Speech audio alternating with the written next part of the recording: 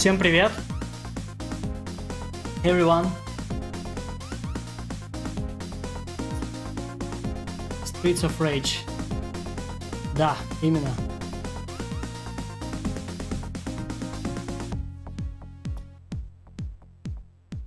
Good morning, good evening, good day, everyone. Today I will be animating Fire, and this will be English/Russian stream. Sometime I will be speaking Russian, sometimes English. I don't know.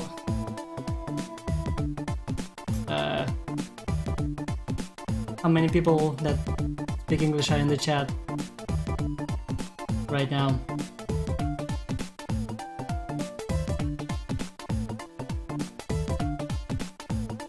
Hello, heads up, you can right click on the live chat and choose translate to your language. Cool, didn't know that. Я не говорю по-русски, но просто хочу сказать, я вас всех люблю. Thank you, Abdel Rahman. Thank you. Итак, в прошлый раз мы закончили вот на этом, анимировали цикл огня. И сегодня мы будем продолжать, и я думаю, успеем сделать еще одну анимацию, скорее всего, не зацикленную.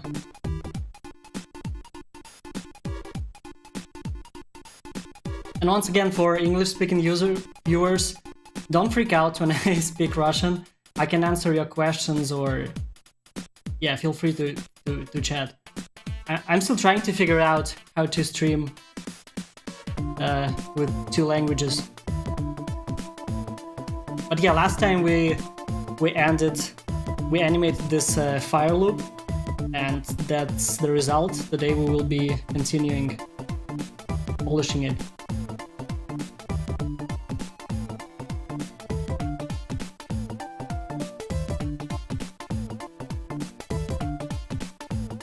Где мы остановились?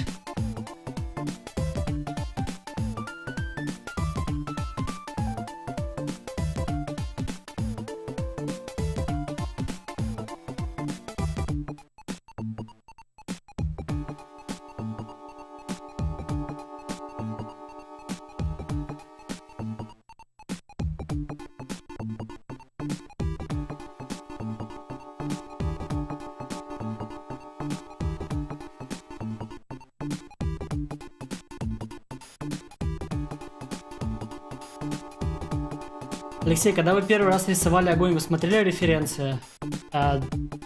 Думаю, да. Наверное. Хотя, если речь идет о самом первом разе, когда я рисовал огонь, то, скорее всего, нет, потому что референции начинаешь смотреть, когда уже подходишь к этому серьезно, а рисованием я увлекался всю жизнь, и когда-нибудь наверняка рисовал огонь, не думая о том, что нужно смотреть на референции или что-то такое.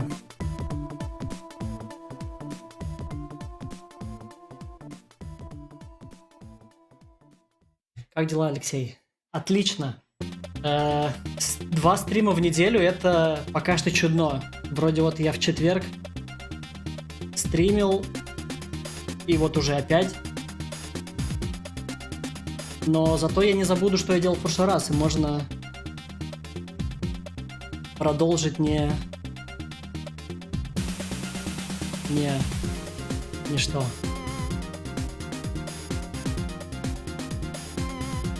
Я потерял мысль. Я думаю, вы поняли.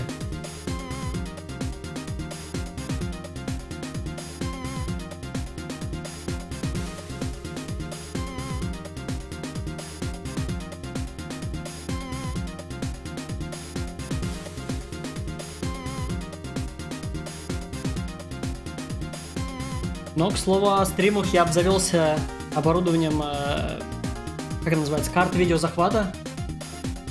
И в прошлый раз планшет не отваливался. До этого, когда я стримил в ВК и на Твиче, Я стримил через сторонний софт и постоянно отваливался захват планшета. Мне кто-то в чате постоянно об этом сигналил. В прошлый раз все прошло гладко. Ну, не считая того, что планшет разрядился в конце стрима, но это уже другие проблемы.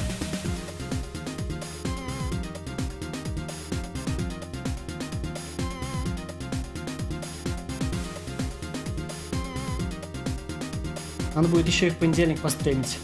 Ну, это уже пока что для меня это много. 3 раза в неделю.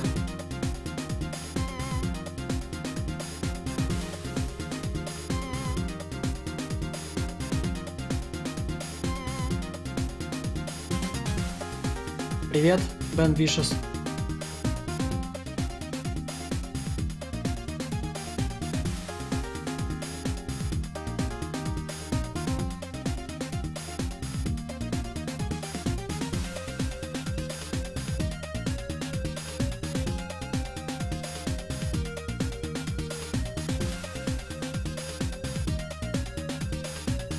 To the iPad, do you often sketch away from your desk or on the go? Not really. Well, I don't really go anywhere, to be honest. Maybe that's the case, but usually draw at home, but don't remember me sketching on the go. Maybe a couple times, but not regularly. Привет, мы заочно знакомы через Red Медузу. Ты сам придумал спецэффекты для Паука через вселенную, или тебе давали на откуп и было конкретное ТЗ? У меня было конкретное ТЗ сделать, например, набор взрывов или набор muzzle flashes, вспышки от выстрела. Такое у меня задание было. У них были некоторые референсы для меня, но в целом они просили сделать меня в моем стиле.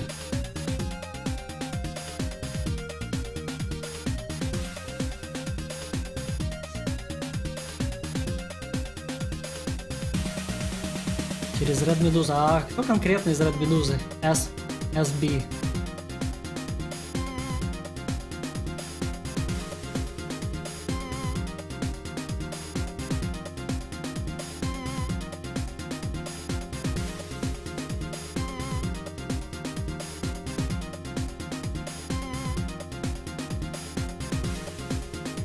Эффекты в коллайдере, частицы. Нет, их я не делал. За это я не ответственен.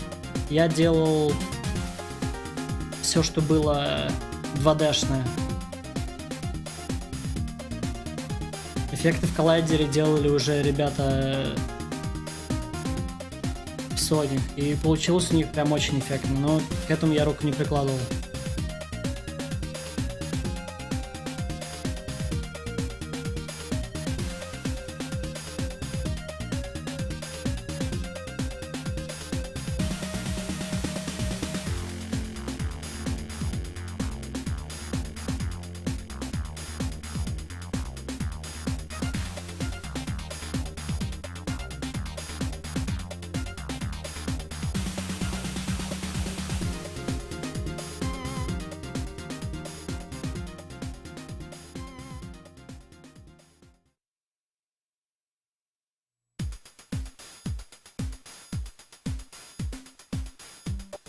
Я большинство твоих эффектов там узнал.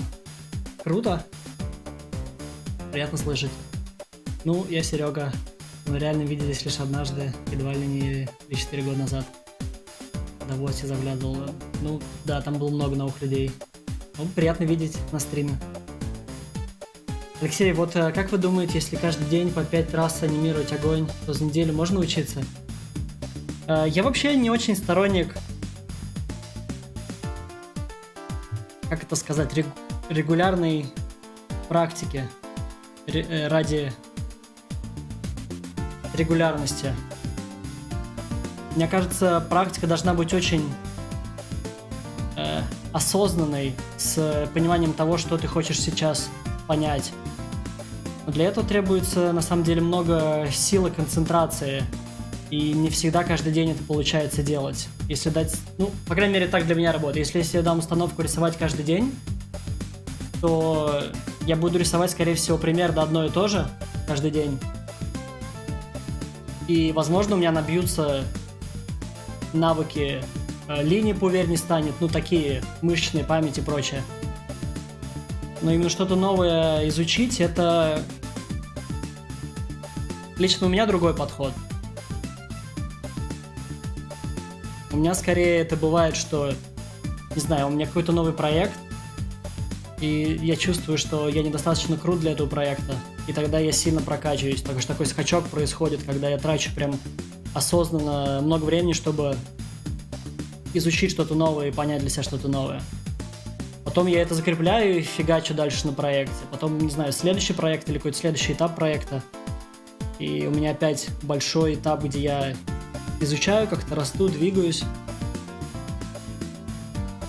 А вот именно, когда ты работаешь каждый день, тебе нужно делать что-то каждый день. Тут происходит рост, мне кажется, не такой стремительный при, ну, как сказать, пассивной практике.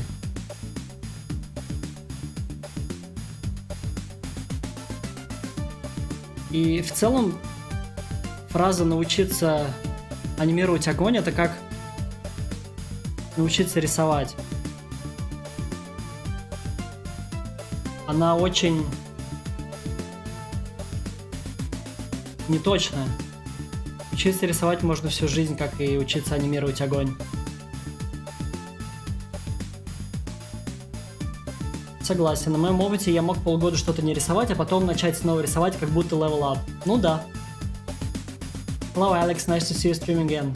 Nice to see you on the stream, Franklin.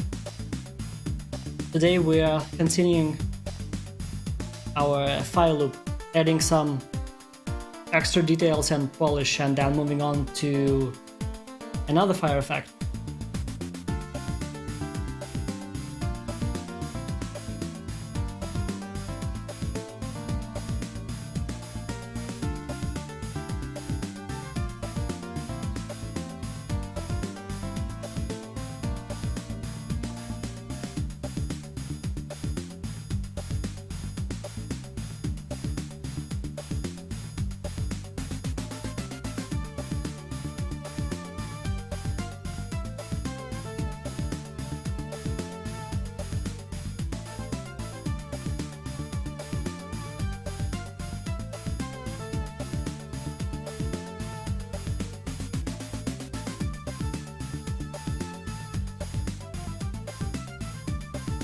В плане обучения и практики, мне кажется, в рисовании очень важно иметь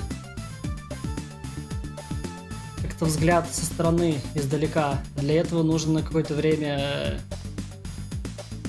отойти от того, что ты сейчас делаешь, потому что глаз замыливается и становится уже не совсем понятно, что так, что не так. Вроде нравится, вроде не нравится.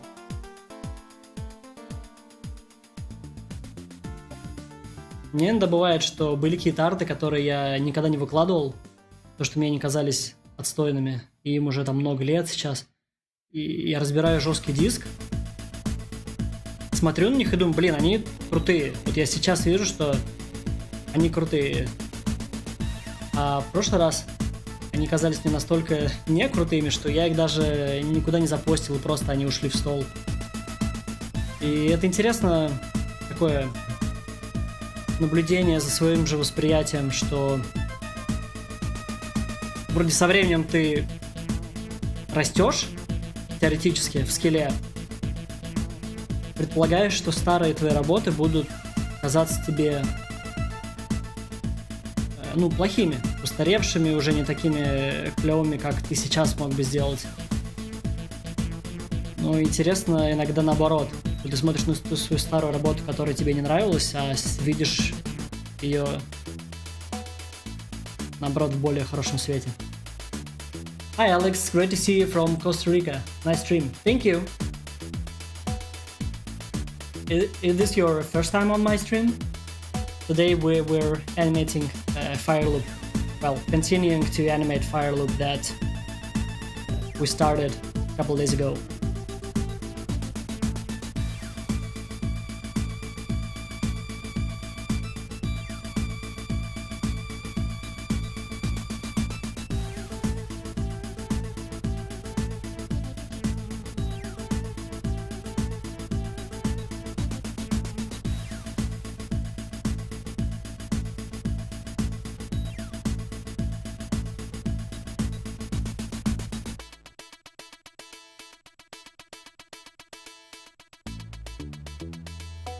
Yes, first time.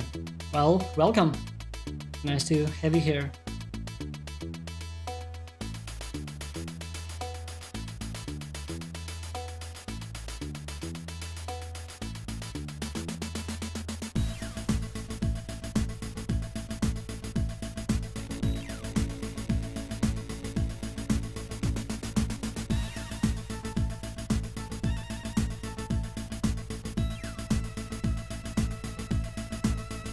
Бывает ситуации в ту и в другую сторону. Бывает смотришь старый ужас, говно, а бывает другое старое смотришь и думаешь, блин, а сейчас я даже не уверен, что так же хорошо сделаю.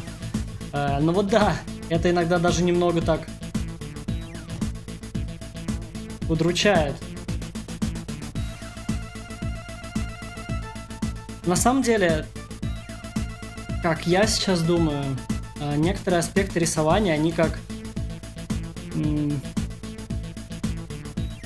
не знаю, как фитнес, что ты можешь какое-то время чем-то не заниматься, и ты, условно говоря, теряешь форму. Но когда тебе поступает задача что-то сделать, уделив какое-то время тренировкам и практике, и вспоминанию, ты все это восстанавливаешь и даже растешь. Как спортсмены, когда они готовятся к конкретным соревнованиям, они же не прям постоянно в топовой форме. Мне кажется, обычно, когда у них какое-то впереди важное соревнование, тогда они себя раскачивают прям до предела. Но находиться всегда в форме может быть сложно и, возможно, скучно.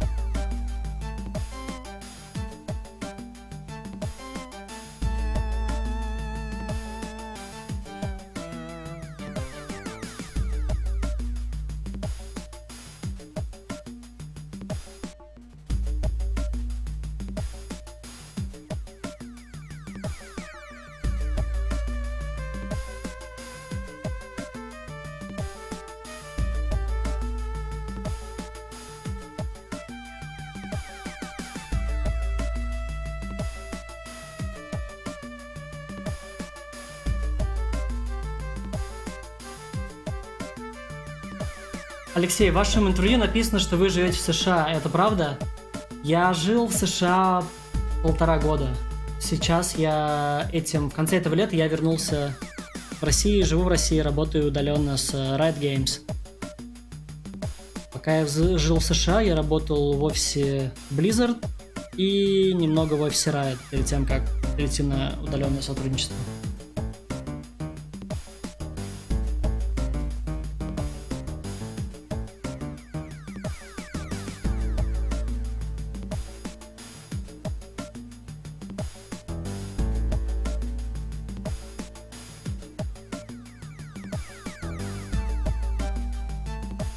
В каком интервью? Я не помню, чтобы я из Америки давал интервью. Забыл. Алексей, у тебя есть плейлист на целый стрим, или, может, ты принимаешь совет по поводу, что можно послушать? Да можно и попробовать принимать. В целом я по ходу стрима включаю разные плейлисты. Обычно у меня что-то из старых игр, чтобы мне копирайты не прилетали.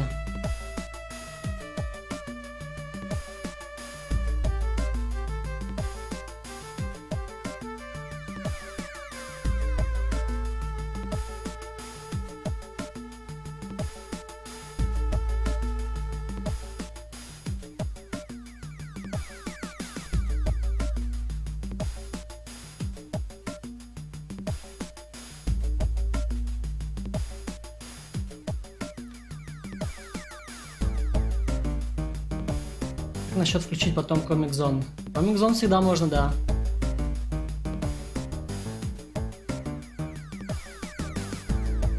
Comic Zone тащит. У меня есть 4 классических плейлиста, которые включаются регулярно. Это Streets of Rage, Comic Zone, Batman и Робин с Сеги и Street Fighter 5.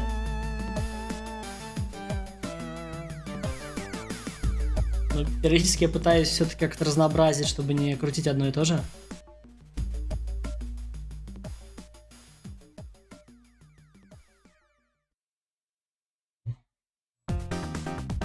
Artifacts. Окей. Я что-то подзабыл, что я им интервью давал.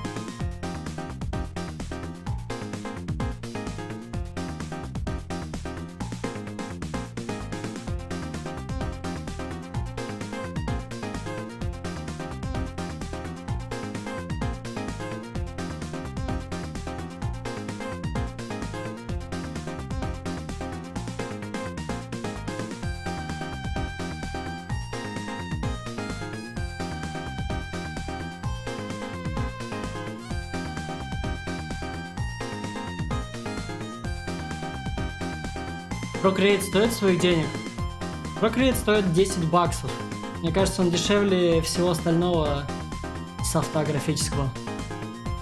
А планшет это еще другой вопрос. Для меня стоит. Я в тот момент собирался, мне нужен был либо Cintiq, либо iPad. Cintiq стоил дороже, чем iPad. И, как по мне, Cintiq справляется со своей задачей хуже, чем iPad. Ну и плюс, я когда был в Америке, его покупал, там iPad стоит не так дорого, как в России. Поэтому для меня выбор был прям очень простой.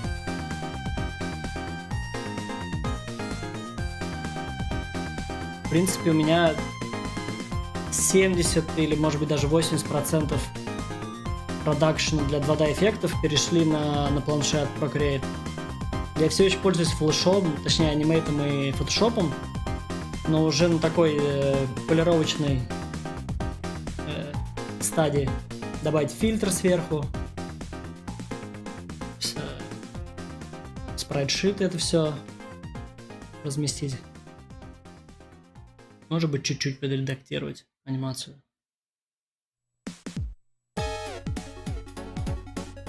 Что за планшет? iPad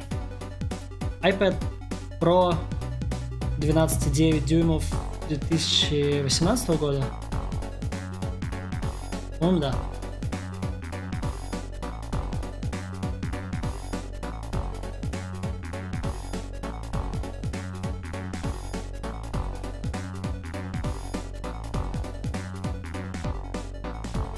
Проблема в том, что меньше поддержки каких-то популярных типа Animate, Photoshop, After Effects. Ну да. Но опять же, я все меньше и меньше ими пользуюсь.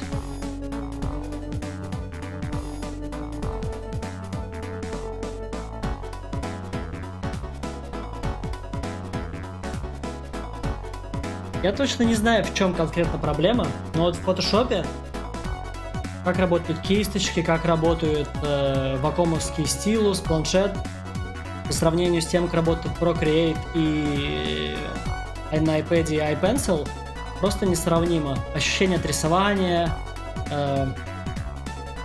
сил нажатия, как все это откликается. Вот, например, простую вот такую вот,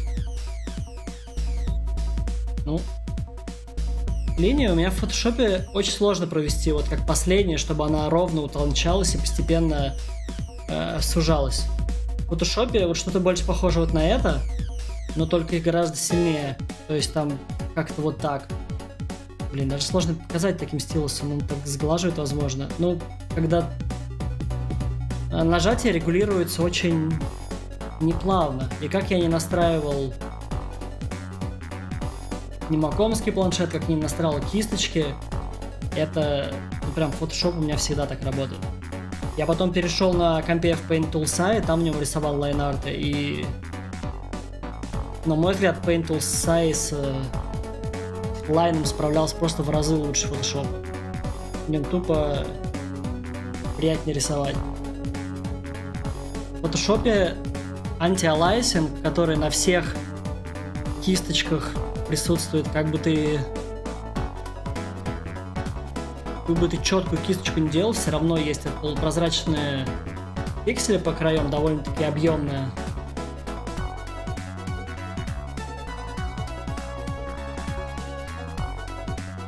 И просто все выглядит менее четко, несмотря на разрешение, на кисточки.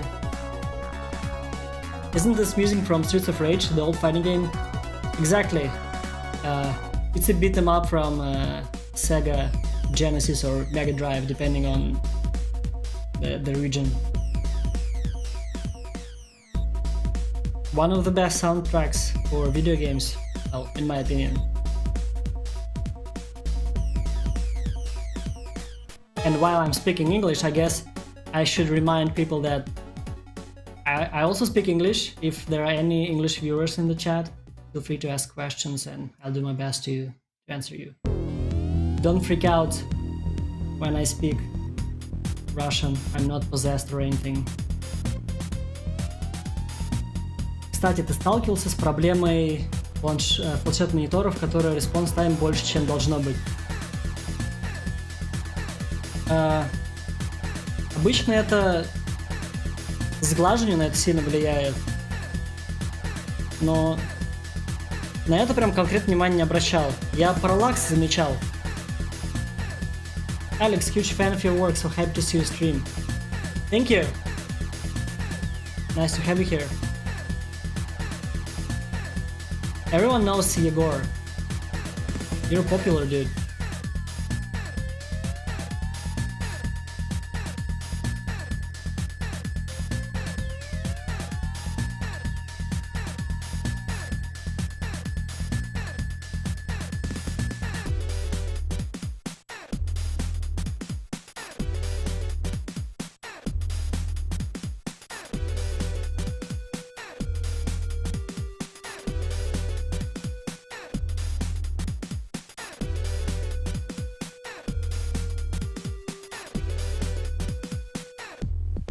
А у меня забыл теги поставить.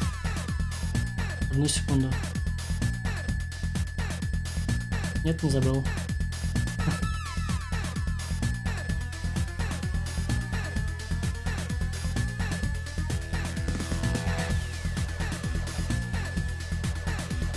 That's so nice how you can talk, draw and keep the awesome quality. That's how pros do. I hope so. It's kind of challenging to... I get distracted a lot when I start to talk, especially in English, because it's not my first language, so I have to use more brain cells. В общем, Procreate — это преимущество как аниматора эффектов. Если ты, например, рисуешь продакшн для сериала на Тумбуме или инфографику в АЕ, то Procreate тебе разве что для набросок проведется. Ну да, я согласен. Что-то серьезное здесь делать уже не так удобно. Ну даже, я даже не уверен, можно ли сюда видео вставить, чтобы поверх него что-то анимировать. Но я анимирую ассеты для видеоигр. И для этого мне Procreate достаточно. Либо я рисую просто арты обычные, для этого Procreate тоже хорош. Поддержка анимации в Procreate появилась прям вообще совсем недавно. Поэтому здесь все довольно-таки сырое. Мне в прошлый раз рекомендовали Калипек, по-моему, софт. Тоже для планшета анимационный. Возможно, в нем чуть все более подходящее для продакшена. Но я пока сам не смотрел.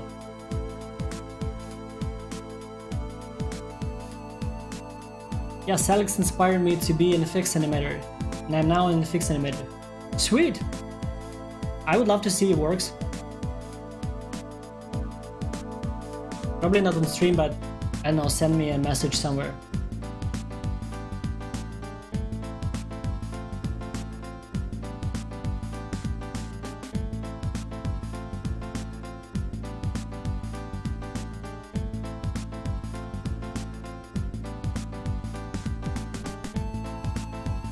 Hey man, do you think that Procreate is better than Adobe Animate for VFX? I think there are pros and cons. For me, it is better the way I use it, but I use it with Photoshop as well. So for rough animations, Procreate is great. It gets tricky when the animation starts to become more complicated, like with more color layers. It's quite, the timeline in Procreate is not very friendly. For simple effects like single color effects, I love Procreate, but usually when I need to apply filters like glow and other effects, I go to Photoshop to polish up my animations there. So it won't be a complete replacement for Adobe Animate. But I really hate brushes in Adobe Animate, so even with all these negative things in Procreate, I still switched.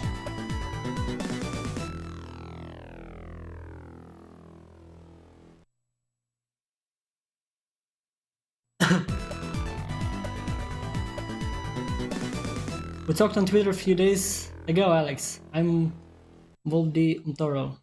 Oh. Sorry. I'm very bad with remembering names. I keep repeating it every stream. I always forget the names of people. I remember their works usually.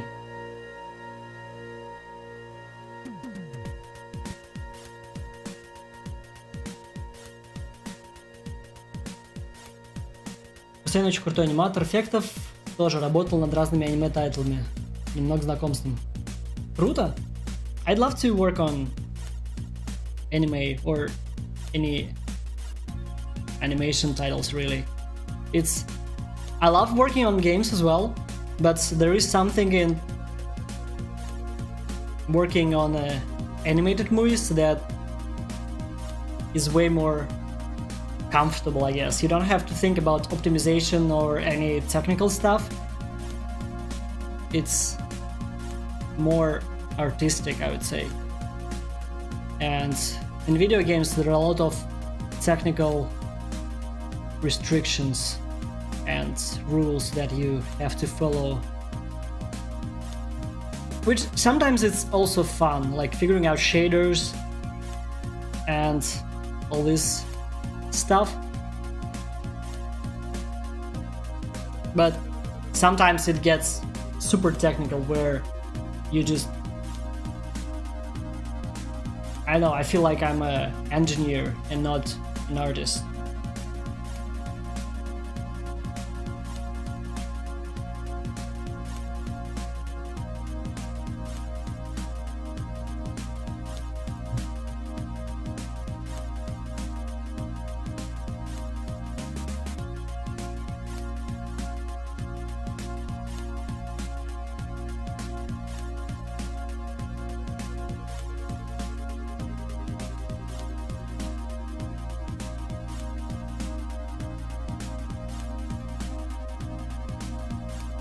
Тебе приходили какие-нибудь предложения от аниме-студий ранее? Насколько я помню, нет. Мне кажется, я когда-то делал какой-то фриланс для чувака, который хотел сделать аниме, но у него такое было очень... Ну, просто он сам делал его. То есть у него были какие-то... Он пытался это пропихнуть в студии, чтобы это издавали. Но он в целом платил аниматорам из своего кармана и что-то сам пытался сделать. Но у него не получилось. Мне кажется, я для пары сцен сделал эффект, и так они в столе и остались. Просто, да, тут вопрос в том, что я не в тех кругах как-то обитаю. И у меня нет ни рилов анимационных, именно вот про анимацию. У меня для видеоигр анимация. Они все-таки чуточку другие.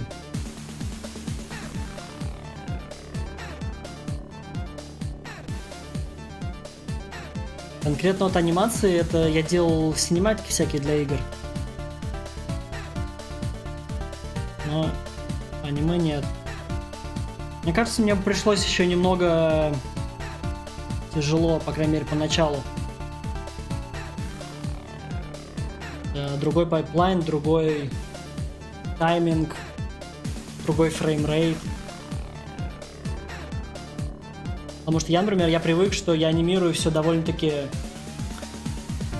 ровно, без замедлений, ускорений, для того, чтобы редактировать это уже в движке. Мне это дает большее количество уникальных кадров. Если я начинаю анимировать с замедлением, у меня в конце получается, не знаю, 10 кадров, которые очень близко друг к другу расположены. Для меня это как, трата места на спрайтшитах. Поэтому я стараюсь сделать кадры как можно более уникальные, без особых замедлений. В анимации уже ты думаешь чуть по-другому.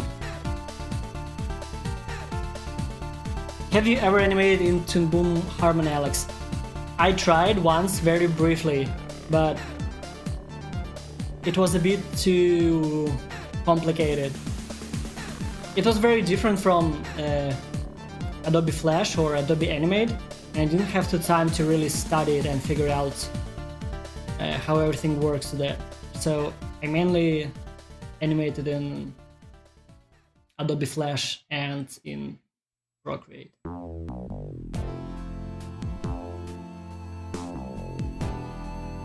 Do you tend to set the number of frames when you start working?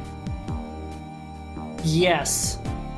Or I have a number of frames in mind. At first I animate straight ahead and see how many frames I get just naturally, and then I try to add or remove some frames to get a precise amount I need. Usually it's 16 because I need to pack it in sprite sheets to use in games, and 4x4 sprite sheet is very normal thing for me to use in game engines. So 16 is kind of the standard for me for most effects.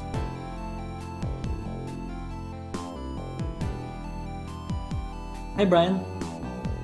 Обычно студии находят аниматоров из Твиттера, ArtStation и Инсты. Да. Все-таки, по крайней мере, как у меня в игровой индустрии, очень знакомство решает. Не в плане того, что все по блату, а в плане того, что все друг друга знают, и вот ты поработал над Battle Chasers, а Blizzard такие: о, я работал с Джо. Вот, я ручаюсь за этого чувака, он клевый.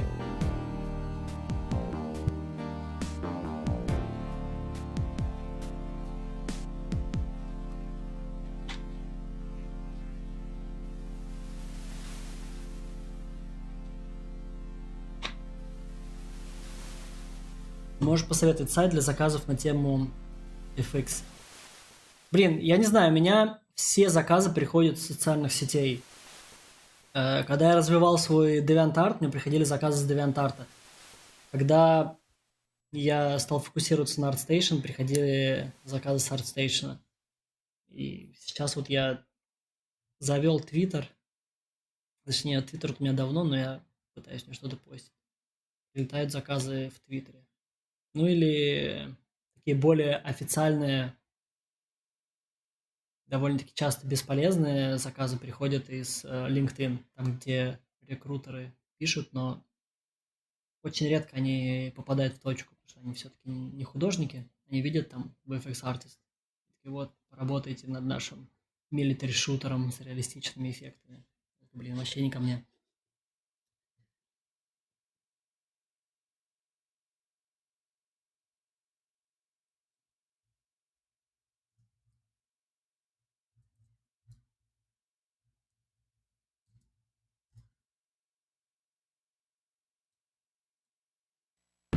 Test 1, 2. Sega. Вопрос не по теме, когда стрим закончится, а то меня мама ругает, говорит, что телефон заберет мне завтра в школу. Сколько я уже стримлю? Сейчас? Слушай, еще 2 часа 20 минут, где-то так. Обычно я 3 часа стримлю. Стримы сохраняются, запись стрима сохранится на Ютубе. Завтра вообще воскресенье. Кто ходит в школу в воскресенье? Что-то здесь неладно. Все понял, ты хотел, чтобы ты сказал про ArtStation. Окей, это был какой-то вопрос с подвохом, с правильным ответом. Ну, на ArtStation прилетают заказы, да. Ты делаешь анимацию для игр, но, полагаю, ты со спайном не работал. Я чуть-чуть для себя там анимировал, но... Да, мне со спайном не очень интересно работать. Если я бы анимировал персонажей, то покадрово, а эффекты в спайне... Ну, то есть спайн, он про анимацию костей и деформации, правильно ведь? Я люблю покадровую.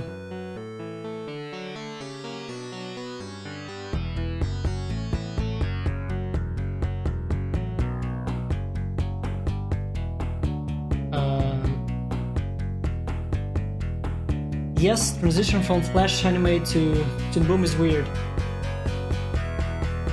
I'm willing to figure it out, but I just haven't had to do this.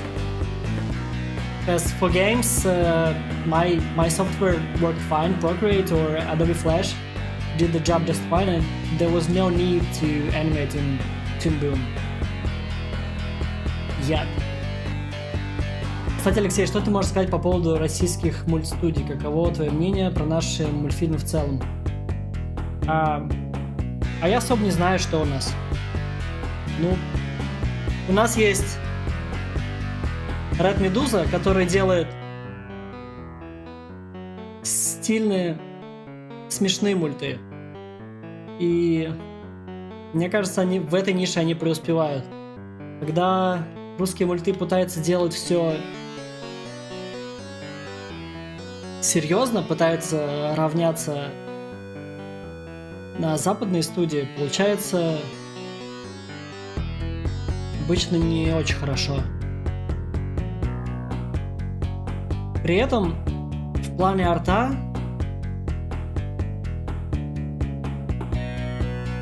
русские мульты, мне кажется, ну, по крайней мере, я иногда вижу какие-нибудь трейлеры или постеры. Я особо их не смотрел, если честно, так что сложно сказать. Но визуально они становятся все лучше и лучше. И в целом, мне кажется, России это очень свойственно, что у нас и игры тоже зачастую очень красивые. Наравне или иногда и лучше, чем западные. Но в играх у нас проблема с геймдизайном, мне кажется, часто.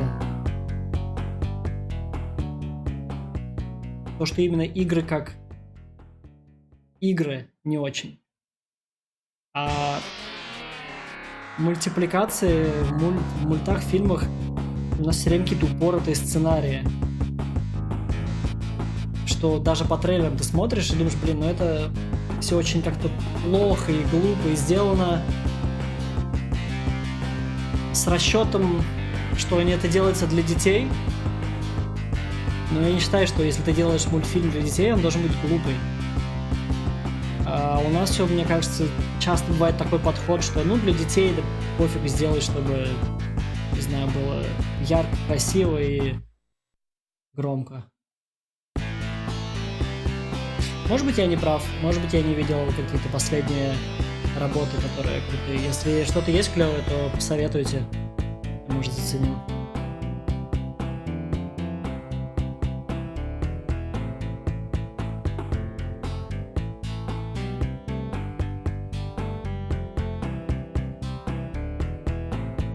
Ну да, там разве что деформируешь что-то, по сетке можно, но эффект таким образом делать, это как штаны через голову надевать. Ну да, именно. Но повезло вам, у вас в студии есть там Мельница и Ред Медуза. Ну, я в офисе, например, работал очень мало в самом начале своей карьеры. И сейчас мир настолько маленький из-за интернета, что в целом можно работать с любой точки мира.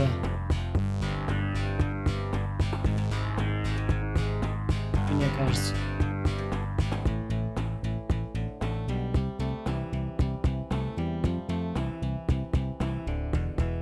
Да не, насчет мультипликации ты все верно сказал. У нас очень много талантливых людей, аниматоры, художники, музыканты и т.д. Но большинство уходит в западную сторону, не хотят работать в России и так далее.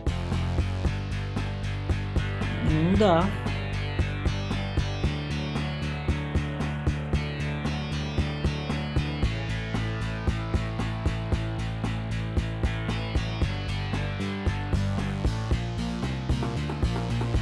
Странно происходит в анимации.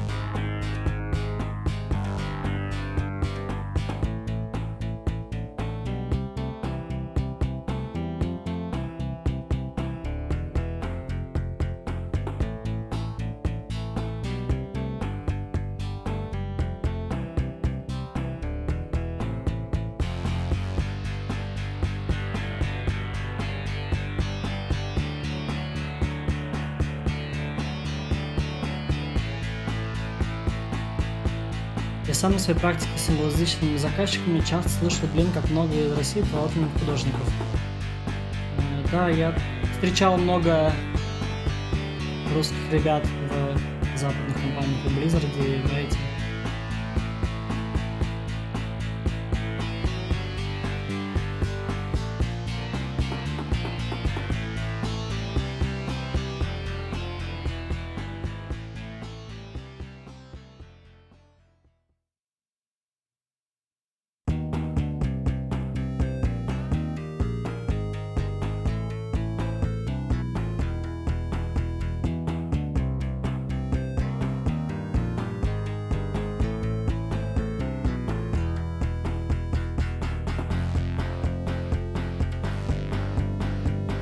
Apart from the wave motion, do you have any thoughts to share about the shape design of your fire style? For example, how you break up the shape or keep it balanced? Yeah, I guess it will be easier to show it on these examples. So sometimes I do this type of concept sessions where I just draw shapes without actually animating them, or just static frames to practice the shape and form and balance. And I would say getting a cool looking shape is the most difficult thing for me, because it's hard to explain it, and it's hard to explain because it's hard to understand what shape is good looking and why. But it's something to do with the composition. Just for example,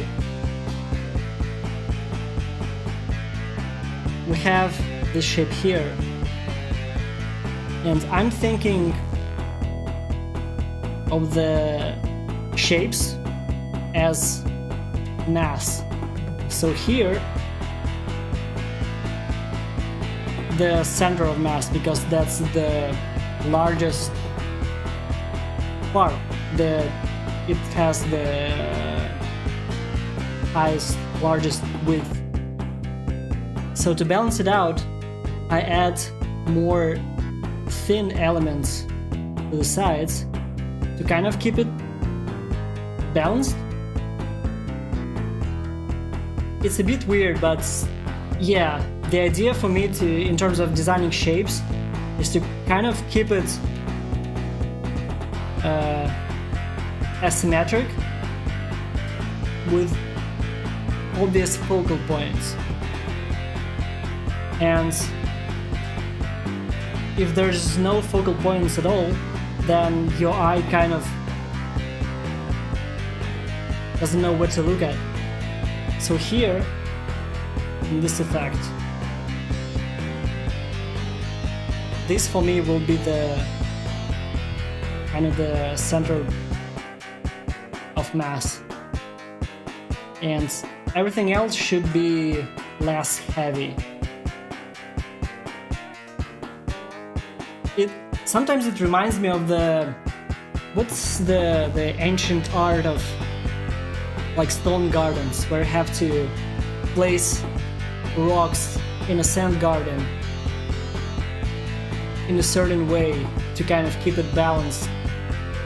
It's kind of like that, where you have abstract shapes and you try to place them in different places but find some order to keep it interesting. Yeah, it's tricky. Maybe someone can actually explain it with proper words and terminology. I don't have any proper art training, so I don't know a lot about composition. Probably someone already explained everything I'm trying to figure out here. But I know, I think that's the fun part, figuring it out and trying to, at least for me, trying to understand why something looks good and why something looks bad. Because we all have opinions. Some pictures we like, some pictures we don't like.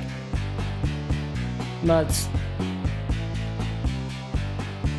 to kind of dig deeper to find the answer, why do I like this picture and why I dislike this one, is the tricky part, but it's very fun. I think you're thinking of Feng Shui. Yeah, probably. Seeing those sketches was super helpful. Oh, cool. I will probably do some more streams where I just make concept art.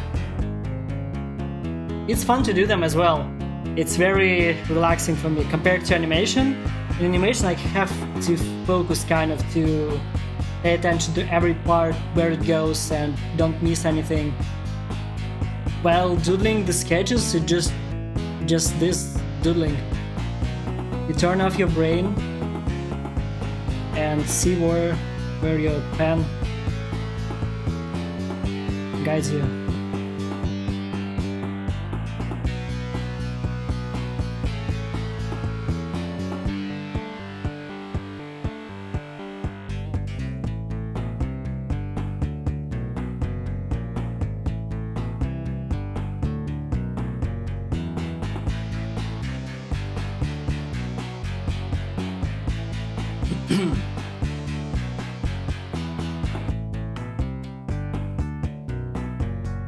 I think it's also about good dynamics in motion. That's what makes those shapes believable. Yeah, I agree. I think if you look at the static frame and you can understand the motion, or you get the feeling of motion, then it's a successful frame. Also, what's important for me that I wasn't paying enough attention in my earlier years, and probably not paying enough attention now, to focus on good-looking frames rather than trying to animate everything correctly, where you have to resolve every piece, every particle, and follow the physics and arcs and stuff. And I think it's more like abstract art. Sometimes you can get away with just beautiful looking frames, even though they are not very correct in the way they move and behave, but you don't notice every single frame when you watch animation anyways, so might as well just focus on cool shapes. For me, it's the balance of big shapes, medium shapes, small shapes for the effects. Yeah, I agree. It's just difficult to explain what's good balance. But I can kind of feel what I'm looking for when I do this, when I do concepts. But actually explaining it in words, especially in foreign language, it's a bit tricky for me.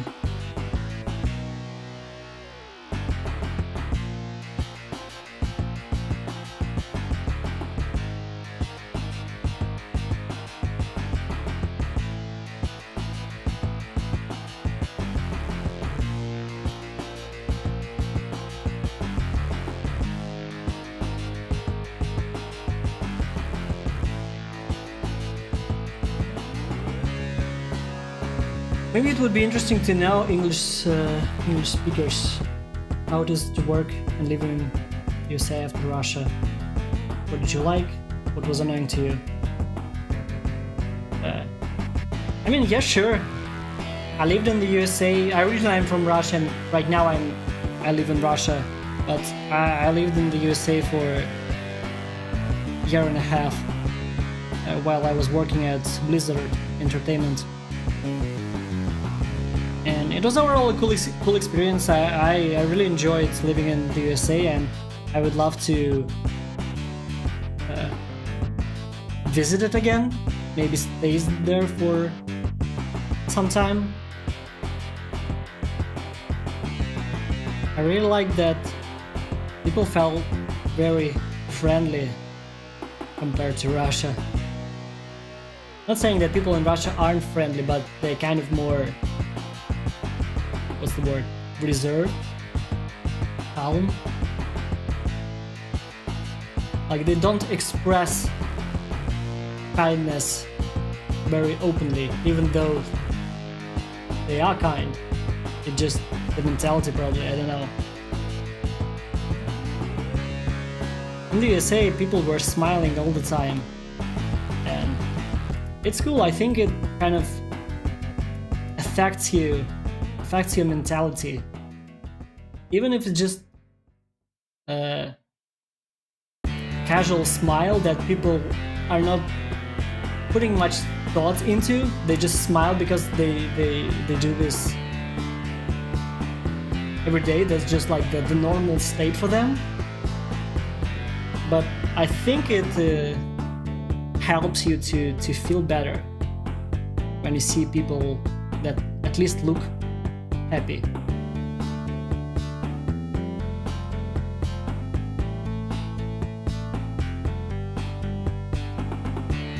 I don't know if it makes sense.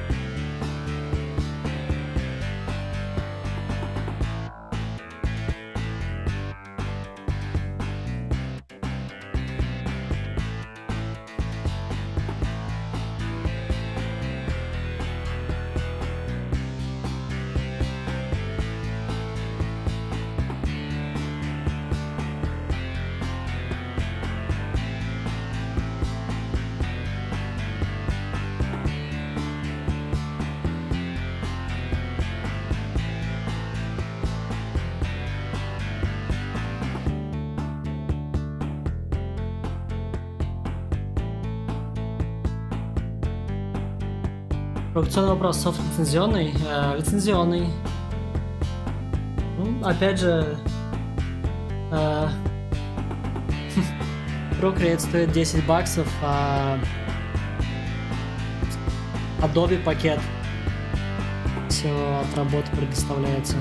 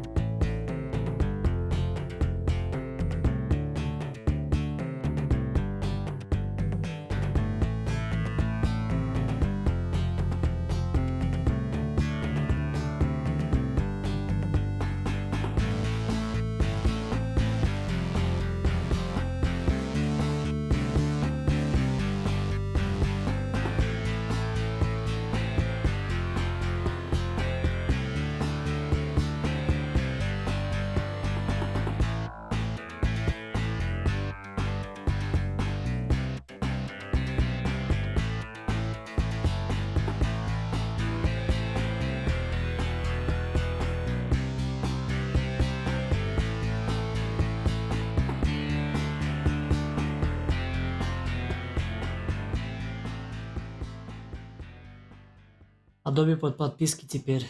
Adobe по подписке же уже много-много лет. Разве нет?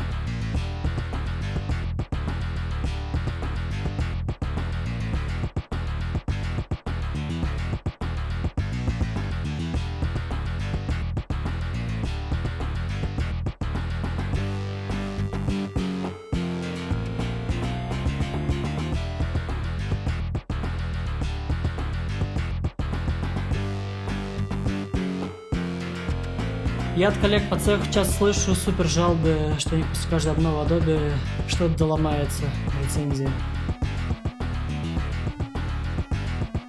Ну, Animate они очень успешно ломают каждой обновой. У меня ощущение, что у меня кисточки с каждым разом все хуже и хуже работают. Не то, что прям совсем ломается и не работает Animate, но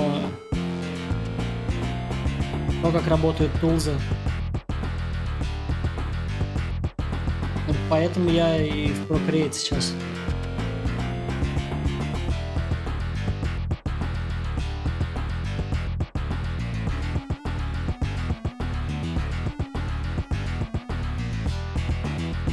Ну, я думаю, это вопрос не к платному, бесплатному софту, а конкретно к Adobe.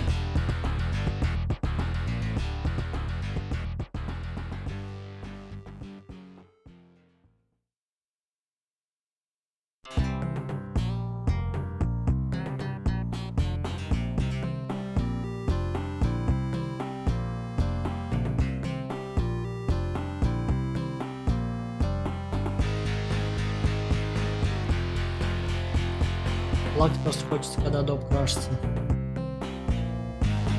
Да.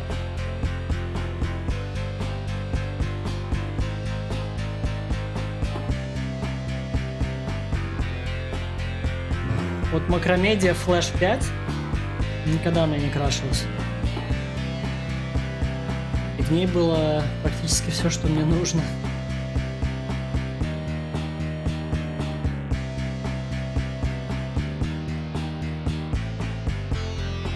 Do you take in commissions?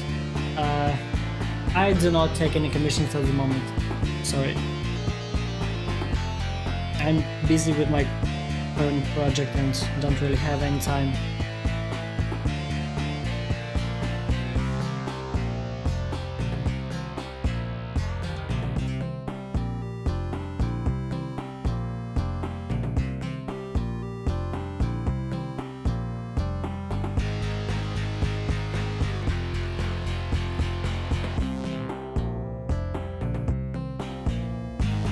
— 28 зрителей. Побьем ли мы сегодня марку в 30 зрителей?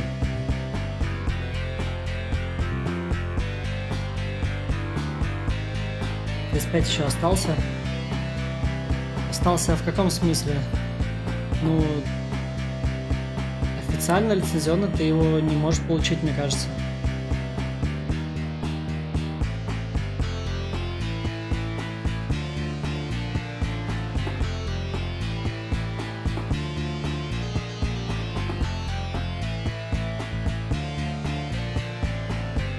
30. Мне показывает 28. Comic Zone. Yes! We're gonna have a guessing game. When this one is done, the soundtrack I'm in, we're gonna have a guessing game for the next soundtrack. I'll pick something from retro games.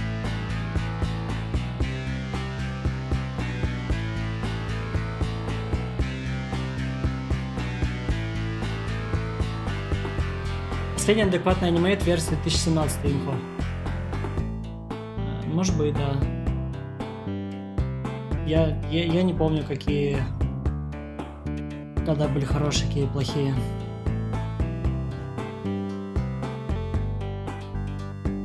Сейчас ссылочку кину своим знакомым аниматорам. О, спасибо.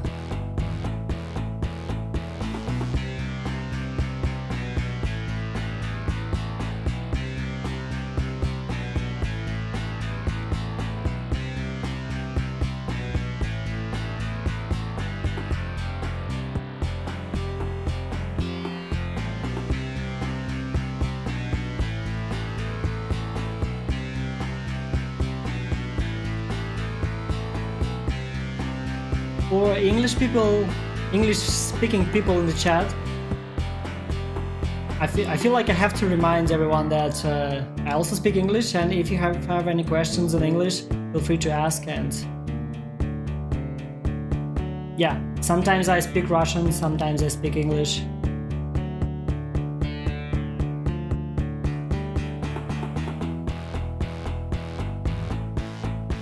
Because it's so weird.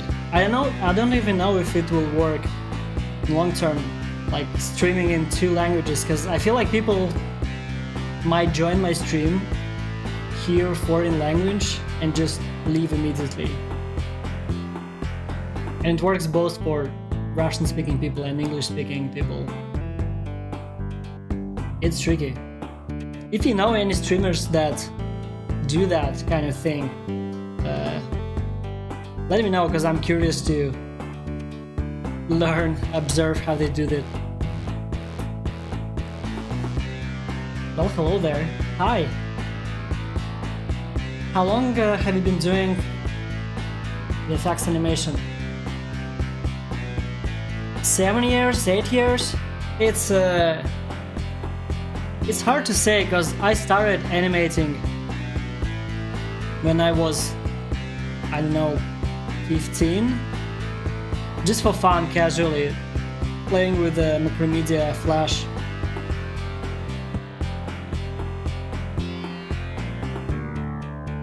So but I just animated like everything,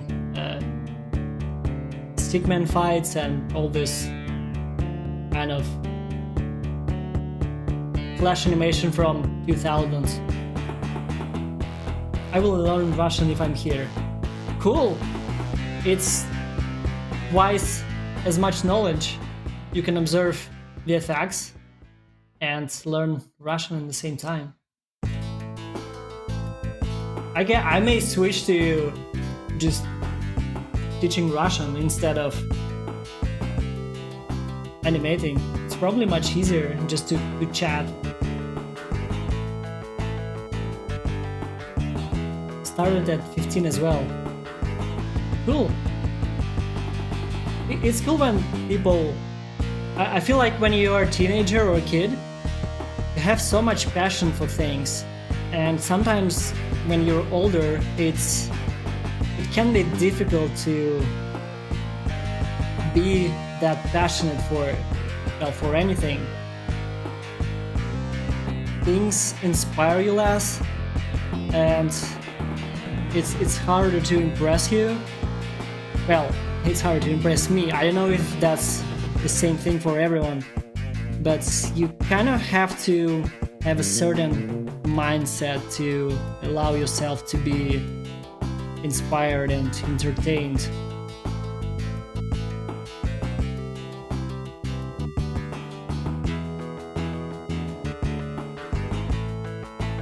It is very tempting to smudge the whole frame. Like this. You can never do this in Photoshop. The Photoshop will freeze for 10 seconds and then smudge everything. That's why I love Procreate. You can just smudge the whole frame. Well, the spacing of the brush isn't very good, but still, Photoshop can't do that.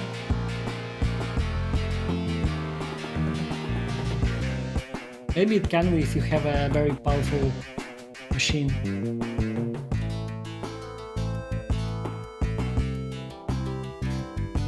Hey, learning Russian coming.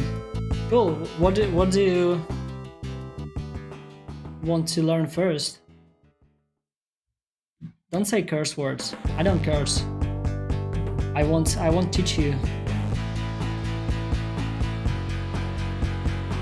This knowledge is forbidden.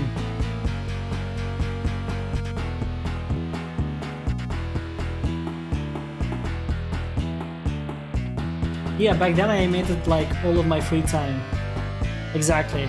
And it didn't feel like work.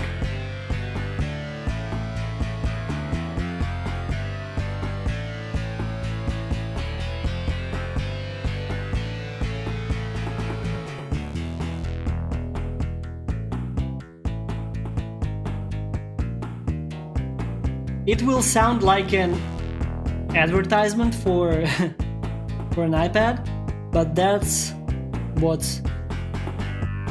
I kind of started doing again when I got iPad. Just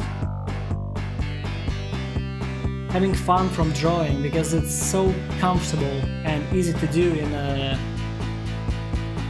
Procreate. Where when I'm drawing on my PC in Photoshop, every time I want to draw, it's like a huge ceremony where I wait for my Photoshop to load, and everything is not as comfortable, the line art isn't as smooth and responsive. Where just the fact that Procreate opens instantly and you can load your like any file in a matter of seconds,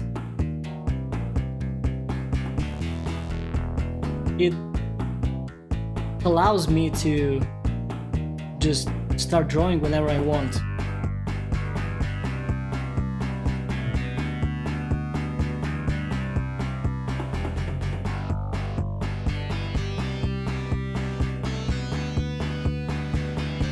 I started doing effects at around 15 as well. Coincidence? There gotta be some hidden gene that only awakens at 15. Like in the X-Men, they all they have powers that are awakened at a certain age or something like that.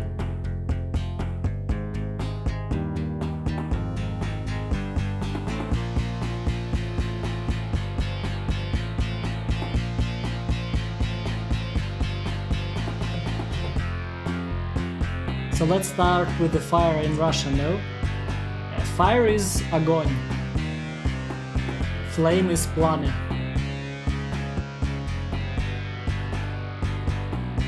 So огонь for fire, flame for пламя for flame.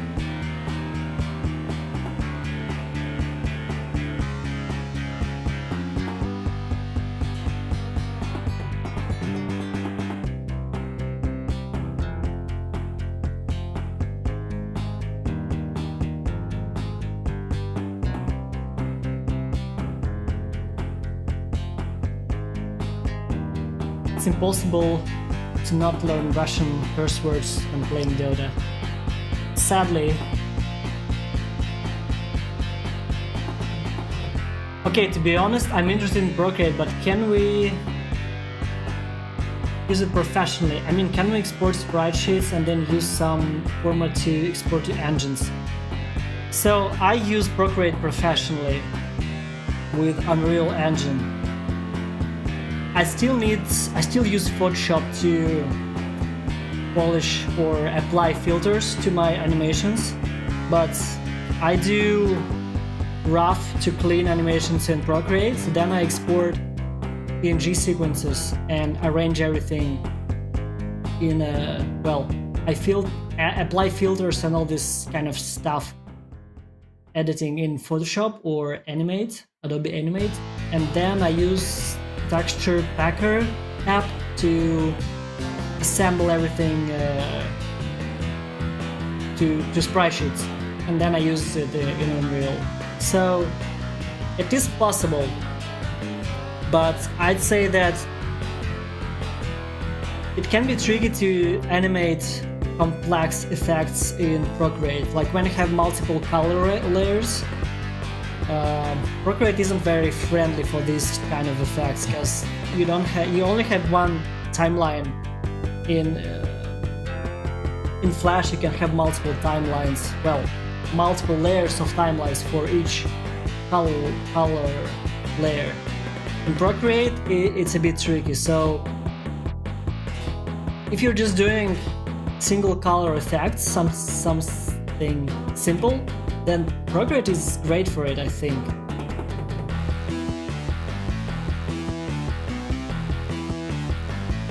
Are you running into any project storage limits on your iPad? As far as I know, I'm not, but I never checked. And I think I have I don't remember what's my storage limit is on my iPad. But I don't have like a lot of apps or anything, just animations pretty much. I kind of forgot what I was doing.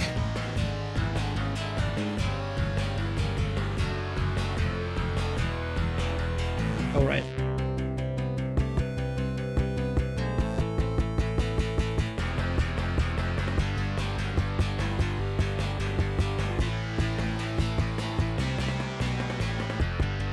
Fixed animators are mutants, that's why they're very rare.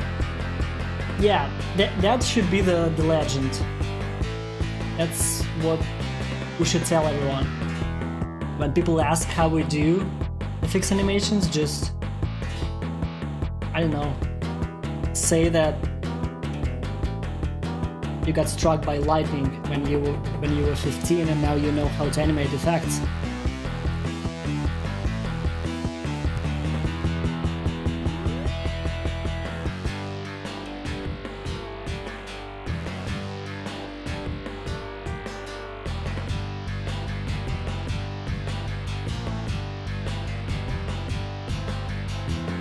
More than 30 watchers achievement unlocked. Yay! I feel like when I start speaking English, we get more people. Which I guess it's understandable.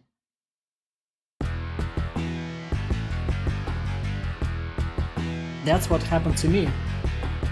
And to every other effects artist.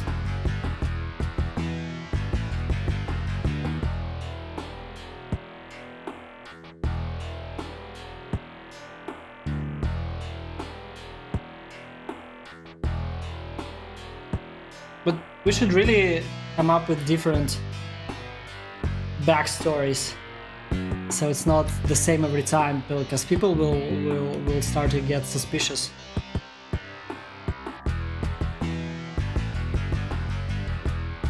So Deepson got hit by lightning.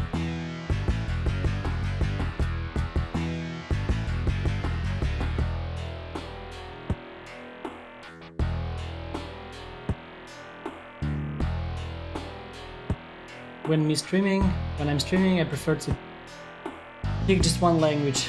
That's more fair to me. Yeah, I guess so. I mean, it's fine for me to stream in English. I just don't wanna to abandon my Russian friends.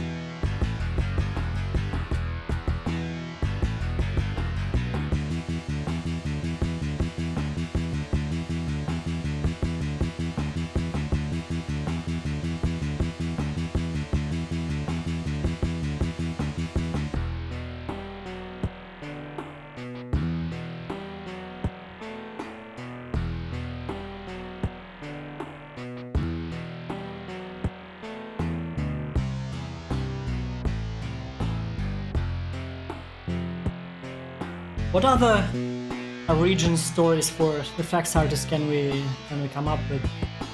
Like something with fire, probably?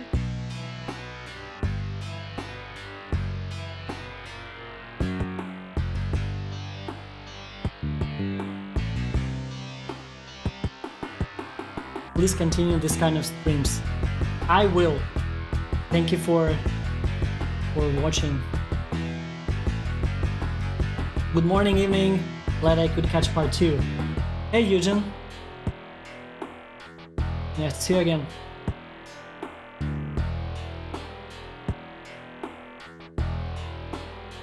Dan, ты бы мог один стрим делать на русском и объявить об этом.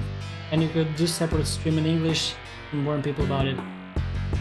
Yeah, this probably means additional streams. I'll think about it.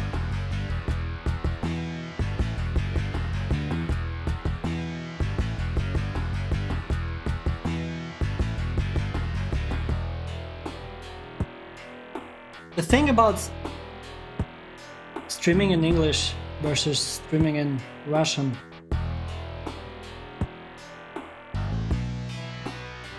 is that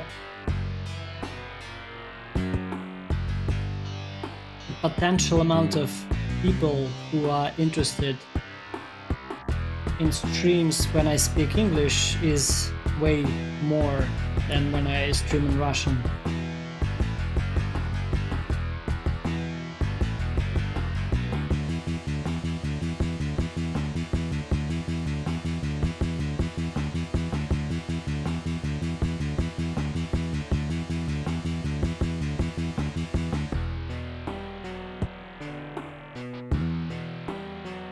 I was struck by fire when I was 15, and that's how I became effects animator.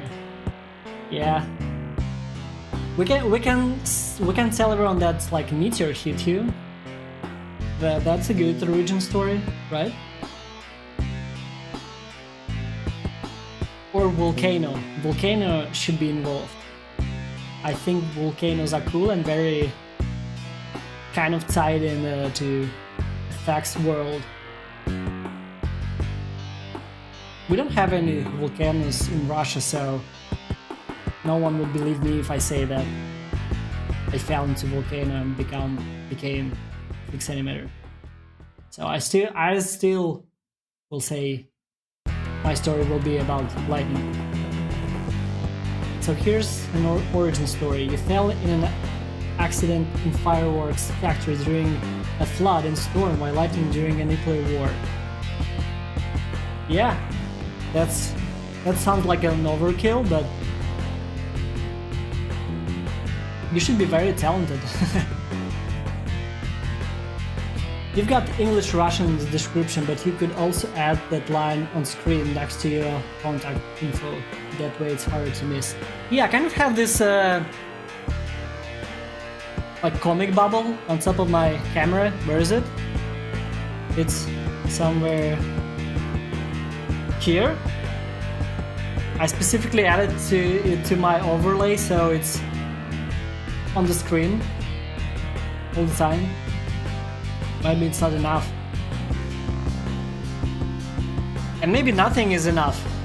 Maybe it's just the way it is. Because I completely understand if you want to watch someone for a couple of hours, because I stream for like 3 hours every time. And half of this time the person who's streaming speaks foreign language, that it's kind of waste of time.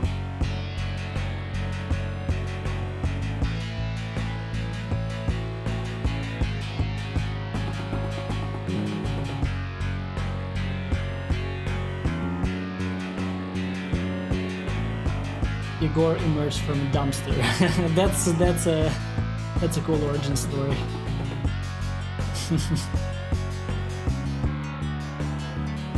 That might depend on the time of the day you stream versus the region that's watching that, and I guess there are just more English-speaking viewers on the YouTube platform. Yeah, that's true. It just before YouTube, I've been streaming on like local Russian social network for some time. So I have like some people who were watching me, but I'm trying to expand, because even though streaming in Russian is fun, but as you mentioned, the amount of people who watch streams in Russian is way less than the potential amount of people who are interested in English streams. So I'm trying to have this dual language streams and see how it goes. But it's only my second time on YouTube, so not enough data for conclusive results.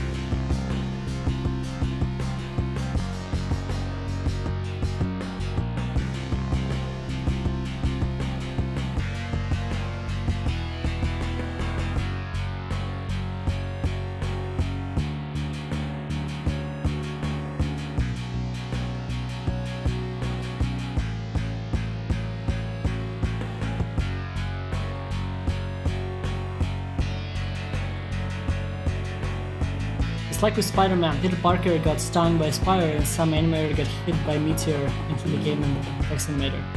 Exactly. My origin story. I saw effects animator in DeviantArt when I was 15, and now I'm an effects animator. So contagious. It spreads like a virus.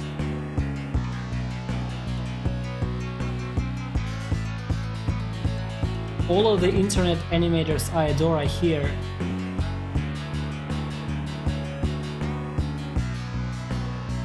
That's awesome. We have a elite club here. And me.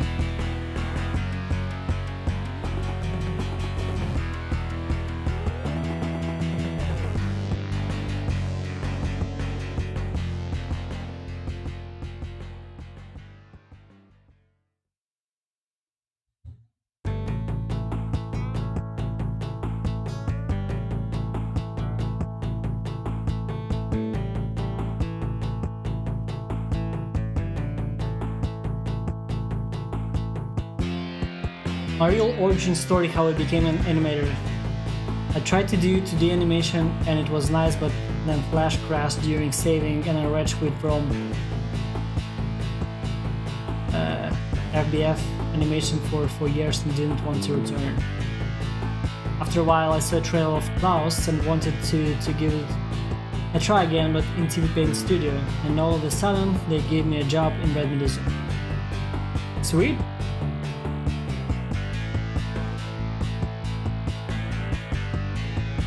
I'm curious about the art animation scene in Russia. Is it pretty big or pretty niche, small, specialized compared to North America, that is? It's definitely smaller than North America. Pretty much every animation scene is smaller than North America, right? Well, I guess maybe Asia can compete, like anime. But I mean, have you seen any Russian-made animated movies?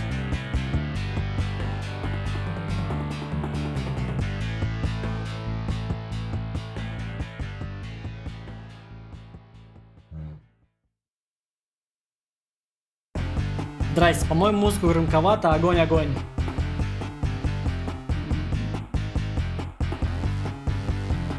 Спасибо. А музыку пока вроде никто не жаловался. Можно чуточку убавить.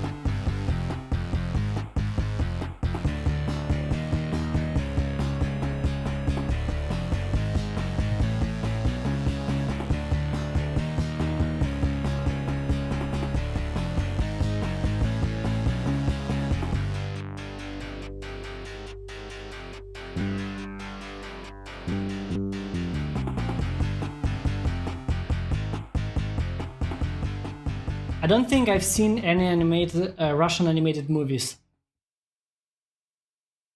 But I haven't seen many Russian movies in general. That's kind of answering the question that they're not that great usually. And they don't reach out any other countries.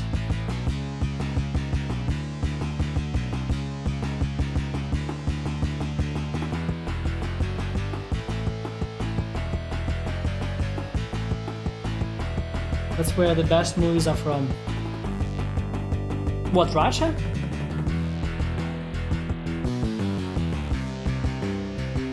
Maybe I'm watching different movies, I don't know.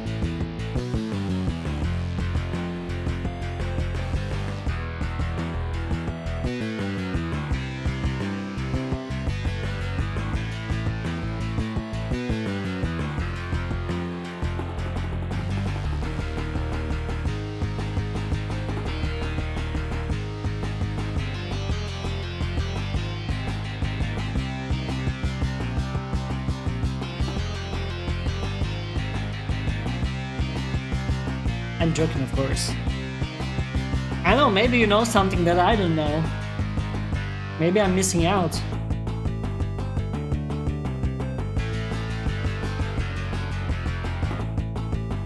You never know.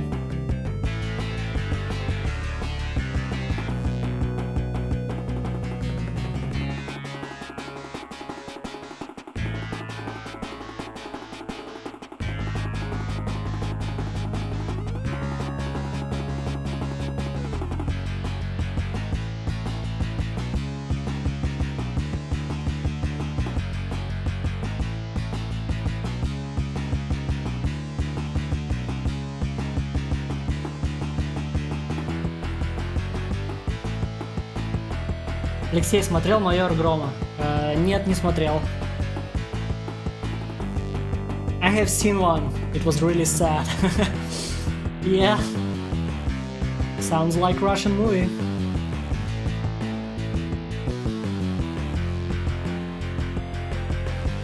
If you remember old Mol films, and a few more recent ones that I liked, they were based on old folklore. I forget the name of the animation company. I think it was called Melnica, but I haven't worked in animation outside of Canada, so I wasn't sure how it would compare. Yeah, that's like one good example, I would say. Some years ago, they did a successful movie, animated movie based on like Russian folklore, and it was very successful. And the movie was pretty good. It was pretty visually, and the story was decent. Then they made like 10 more of them, and they were just rehashing of the same thing, and they were becoming worse and worse and worse. Visually they still look okay, but the story, it's not good.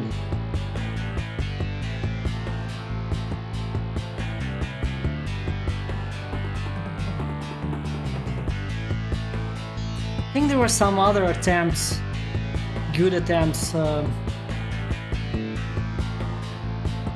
What was the name of it? Что-то, какой-то мультфильм был, «Князь Владимир», который выглядел очень круто. Ну, так назывался. Yeah, so there were some cool looking animated movies, more serious ones, but they were like art house and they never got any attention.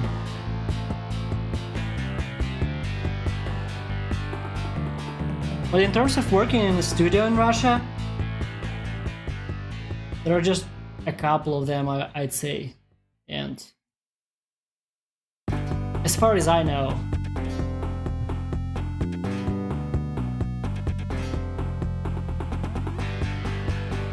there are probably more, but I'm not sure. I don't watch Russian television. Maybe you have some studios that make like TV animation that I'm not aware of.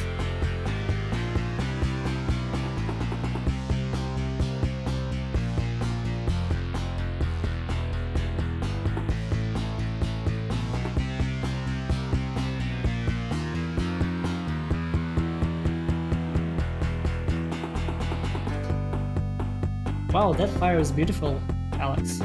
Thank you. Это, наверное, единственный нормальный фильм, снят в России. Тот проект был на Патреоне. Сняли очень годно. Мини-фильм смотрится как Кингсман, если смотрел его. Кингсман тоже не смотрел. Это ты про майора Грома, да? Ну, может, заценю. Привет, Алекс, привет, чат. Привет, Немо. How about Darkwing Duck and ESOS? The next one will be a guessing game. I'll pick something and we'll see if people can guess it.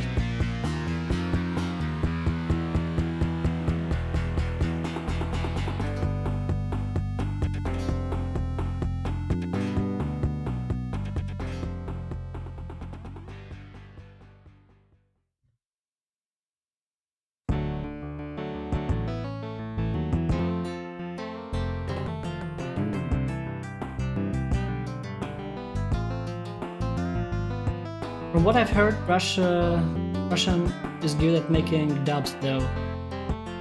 Dubs as like voice dubs? Or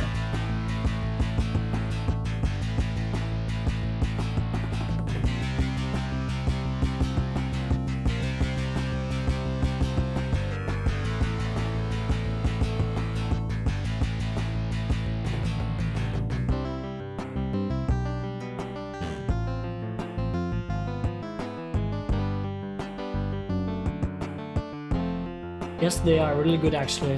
Russian dubs sometimes are so good. I guess so.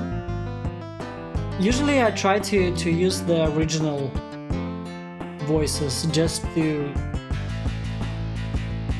not to compare which one is better or worse, but that was the original artistic intention, right?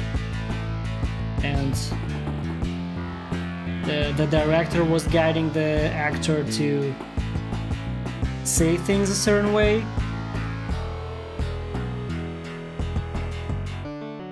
Well, I mean, that's the original. That's the way it was intended to be seen and heard.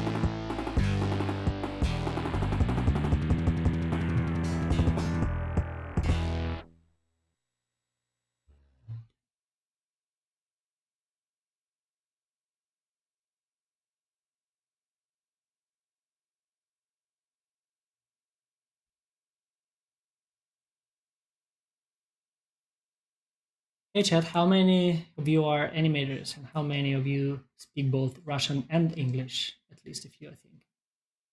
Yeah, I have people who can speak Russian, but they also can speak English to communicate with the rest of the chat. Yeah, I also prefer watching in the original language. Okay. Soundtrack guessing game time.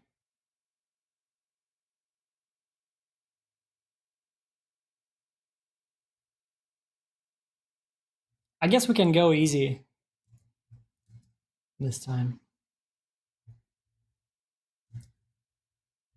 One of my favorites. I bet Yegor knows the the game. Give the rest of the chat some time to participate. Don't guess it right away.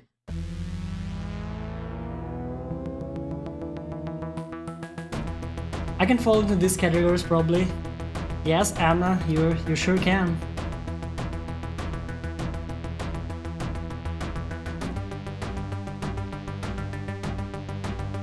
Guessing game.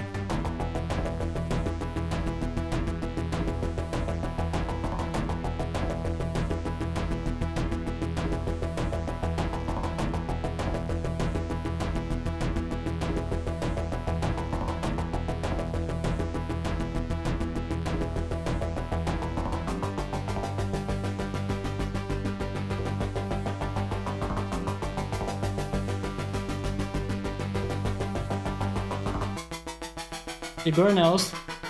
I know you know. Блин, как хочется общаться и на русском, и на англ одновременно. У меня такая же проблема.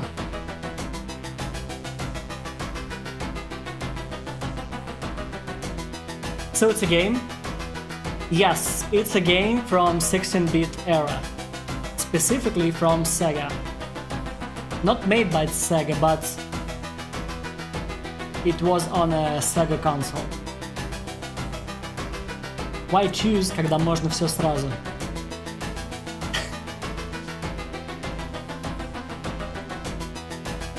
To make it even more confusing, just start the sentence in English and finish it in Russian, so no one can understand anything.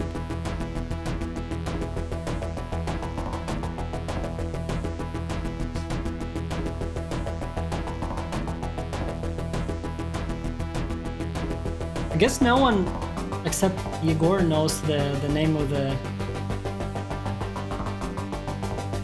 game. Streets of Rage? No, it's not. Streets of Rage is more of a like more dance quality to it.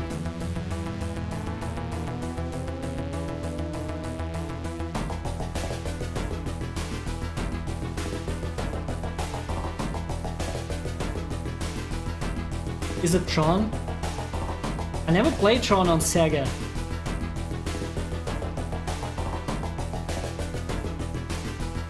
But it's not Tron.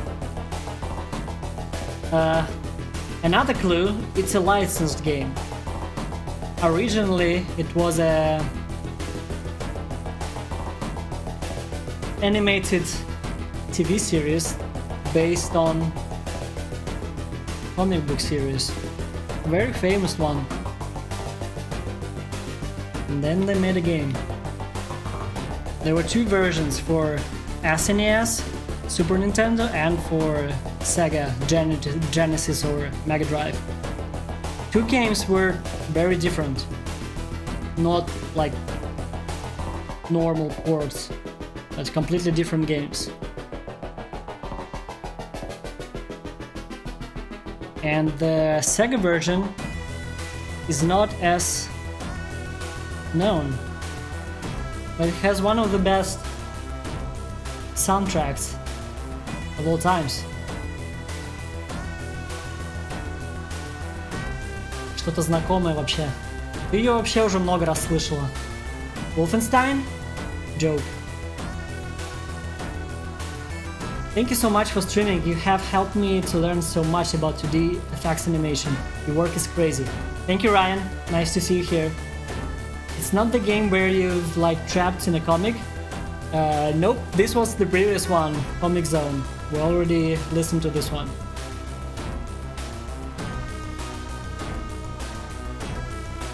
Out of random, RoboCop. Nope. RoboCop had a great soundtrack on NES. RoboCop 3 had like this awesome intro track. Teenage Mutant Ninja? No, but I played a lot of this game on Sega. Ninja Turtles also has a great soundtrack. I guess no one knows. Well, people that I already knew know.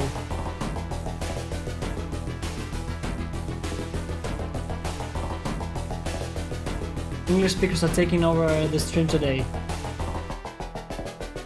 Yep.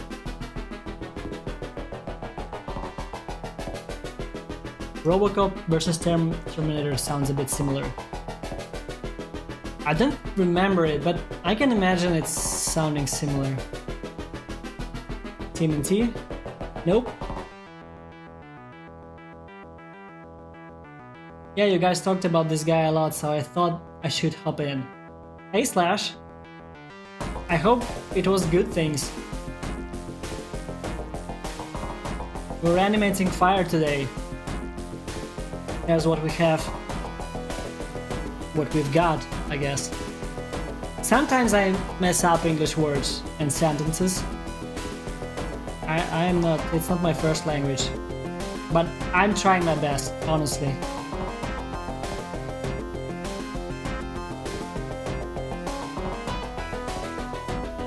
No idea at all.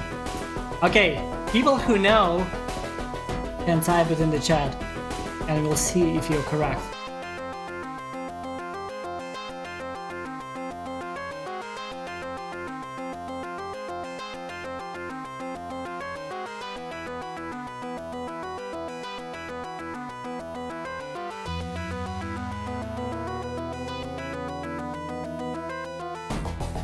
What's FPS in here? Let me check. It's 16 right now.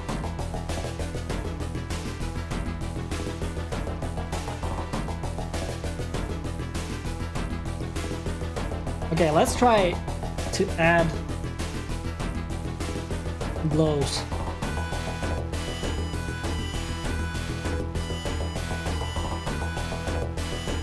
Я передумала. Ну, как же? Тогда остается только Егор. Егор и так знает. И я знаю, что Егор знает. Никакого компетишена.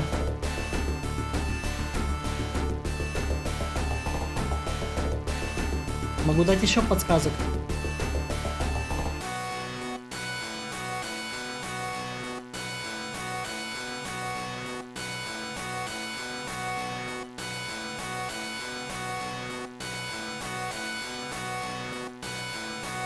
It seems like the English speaking part of the chat doesn't really know where this soundtrack is from. I guess Sega wasn't that popular in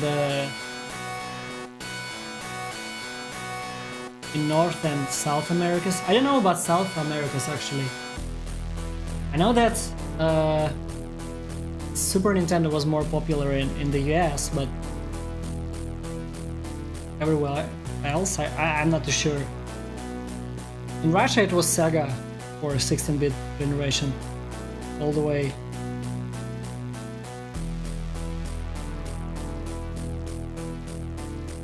Подсказок. Окей. В этой игре в эту игру можно играть вдвоем. In this game you can play co-op with a friend. It's for 2 players. You can play it single player too, but there's an option. And 2 characters are, one of them is kind of the main character, and the other one is the sidekick.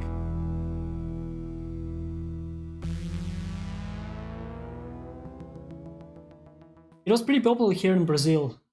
It was one of my favorite consoles of all time. But if you don't know where the soundtrack is from, you missed out on one awesome game.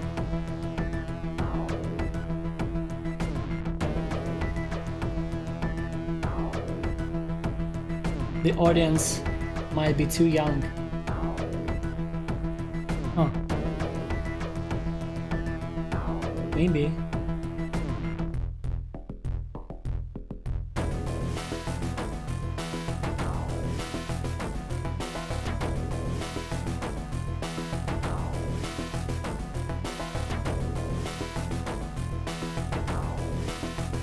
My YouTube analytics says that my average viewer age is 30 to 35, so it should line up with 16-bit generation consoles. Batman. Correct. It's Batman and Robin, The Adventures of Batman and Robin on Sega Genesis. You win. What do you win?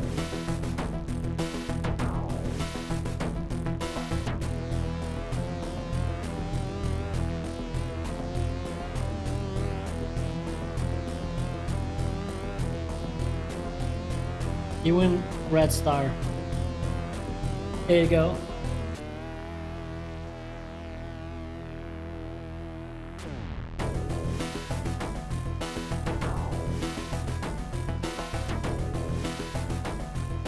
This star looks kind of sad.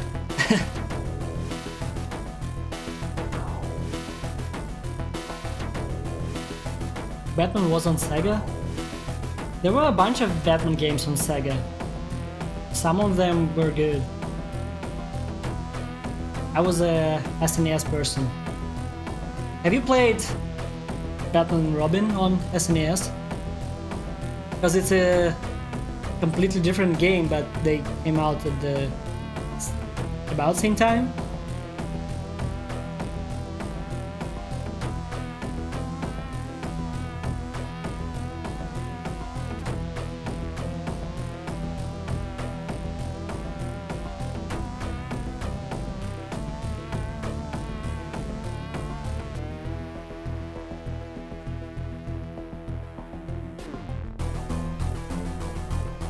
Flip the star upside down, it will be erected. Yeah, I can get demonetized for that. I'm not monetized. I think it good it is. Sometimes you feel a bit sad, so it's fine too. I haven't played Batman on SNES. It has beautiful artwork and animations, but the gameplay, I think, is not as good as on Sega.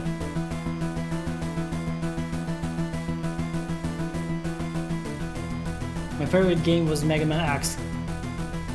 I don't think I played Mega Man X. I only played NES Mega Man games. And so the last one, Mega Man 11, I think. I liked it. It was kind of old school, but in a good way. A bit short though. But I was adding glows.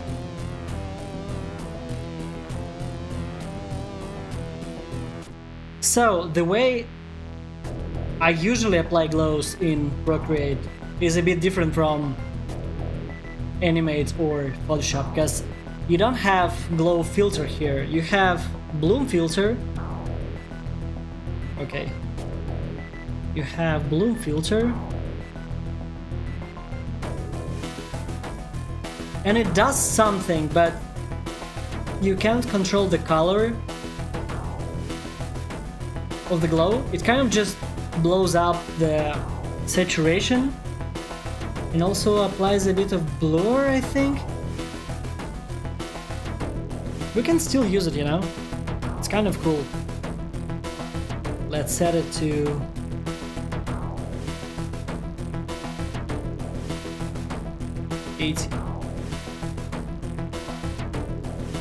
and do it for every frame. But then we'll add a proper glow.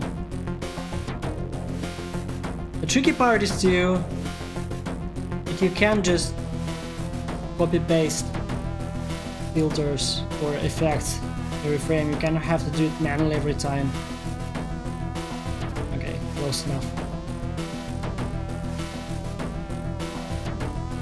Where was it?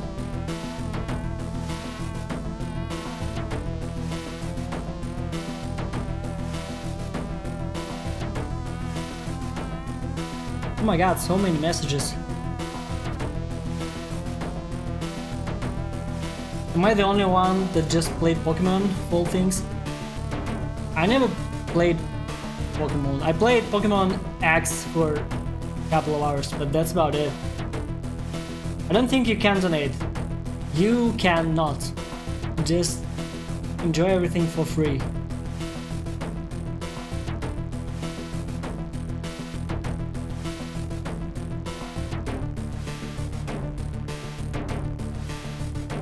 I played a lot of Pokemon Go, but not the main games.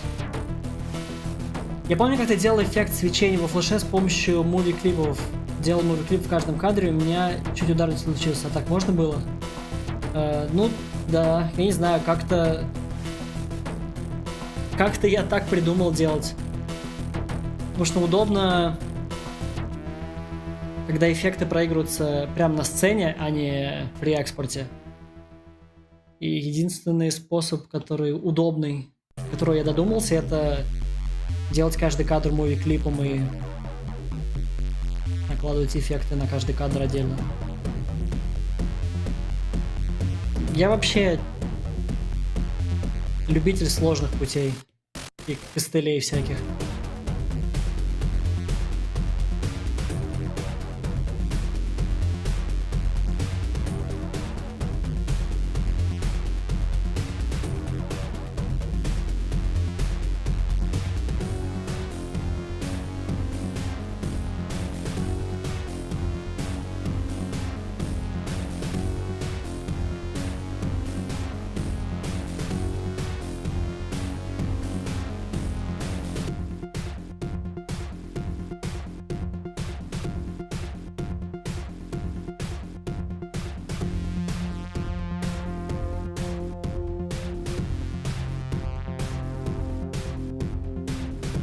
Когда много муви-клипов, флеш начинает тормозить жутко на 60-м кадре. И далее. Я такого не замечал. Было нормально.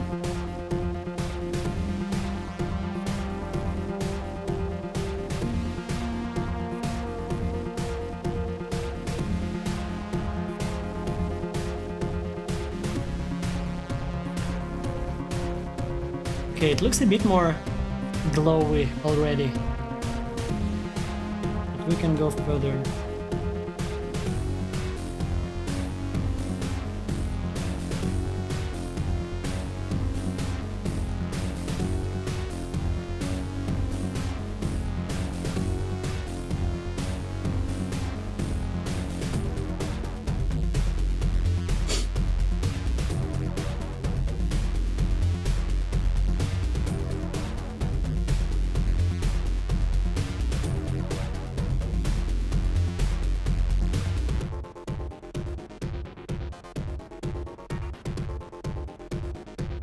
Сколько зарядки на планшете? В этот раз должно хватить.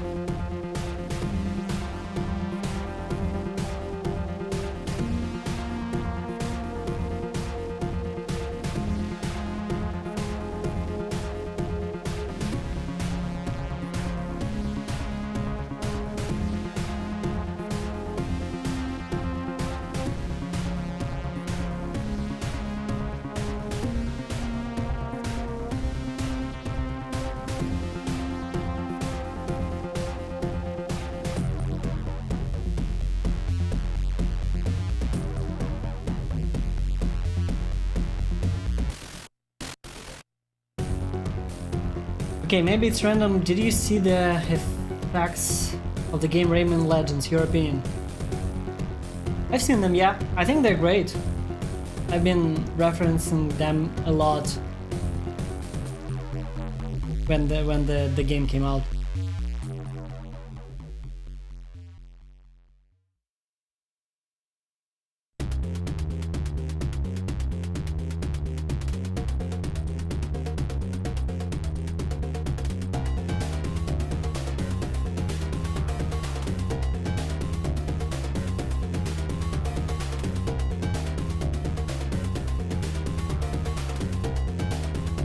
Okay, so the way I do glows in Procreate is I just duplicate the layer I want to have glow and blur it. Then I can do the alpha lock, grab a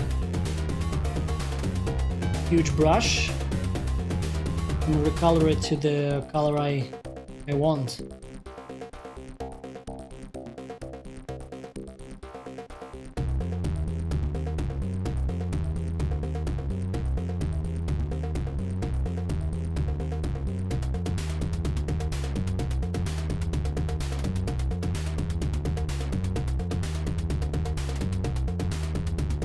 So we can try placing it on top.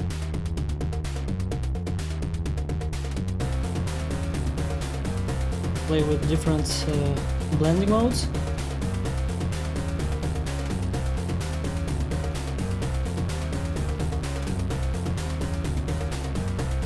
Yeah, this might be cool.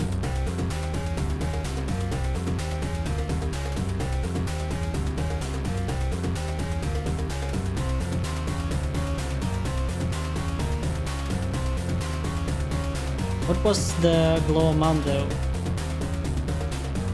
30?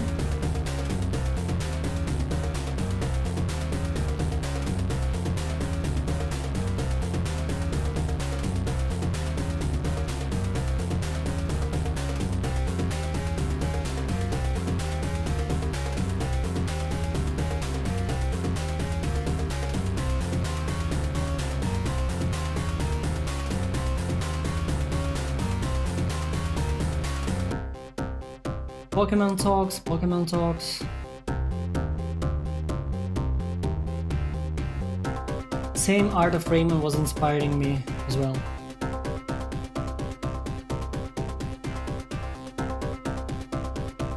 You guys are game effects animator?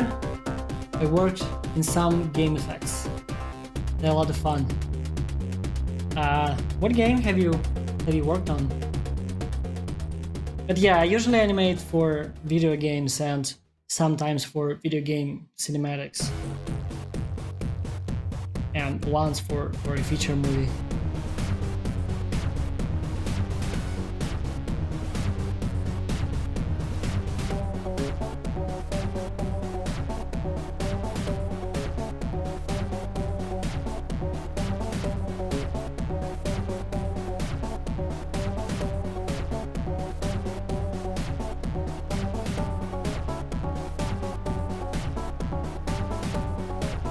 So here you start to see, you notice the things we did with the main shape, like this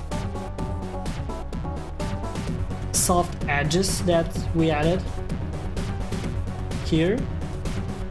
They start to pick up this glow color and now they're a bit more noticeable. I think they add some interesting qualities to the basic cell shaded effect, even though it's a bit time consuming.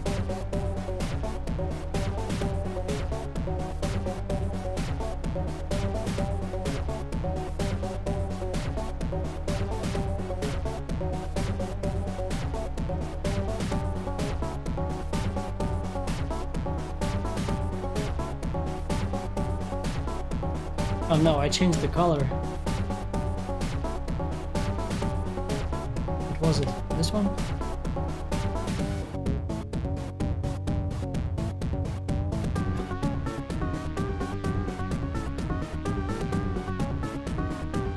Можешь, пожалуйста, повторить, какой у тебя планшет? Да, я анимирую на iPad. iPad Pro 12,9 дюймов. Анимирую я в программе Procreate. У меня также есть Wacom Intus Pro, которым я пользовался раньше и сейчас иногда пользуюсь. Но чаще на iPad. I'm mainly animation movie effects animator. I did some work for TMNT and Lego, but for games they're unfortunately not out yet. It's called Breeze in the Clouds. Cool. The TMNT, the one that were like cell shaded.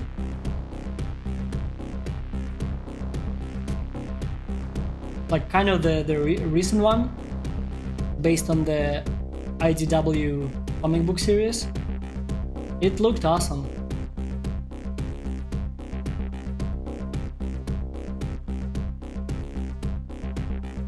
Is there some animate effects you did that you're especially proud of, like the first animation you would put in your personal top list? Explosions in Spider-Verse, in Spider-Man's Into the Spider-Verse animated movie were pretty cool. Some work from Battle Chasers. And like honestly, it's not 2D effects, but I'm pretty proud of the work I did on Diablo 4, and I'm excited for you people to see it when the game comes out. It's very different for me to do like this more grounded, realistic looking effect, but it was fun. It was cool to work on this type of project. Yes, the 2D TMNT, the recent one. Dude, it was awesome. They looked amazing. I reference them quite a lot.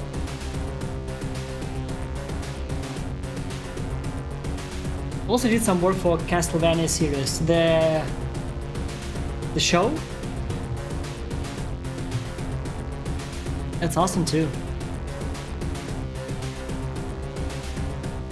Yeah, I'd love to work on more animation in the future. Oops. It's a different type of fun compared to working on video games.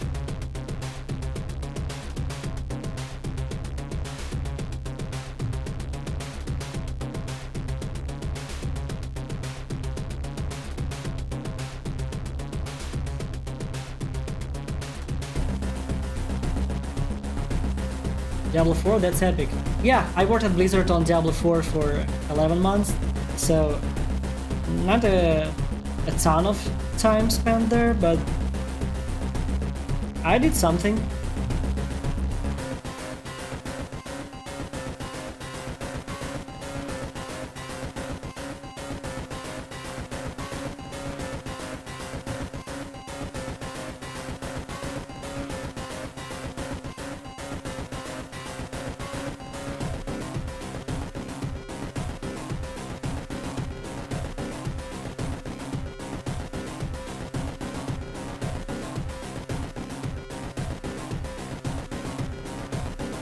I think when I worked on animation, it's so satisfying to just be able to draw on top of animation without thinking about technical things, and it really frees up what you can do.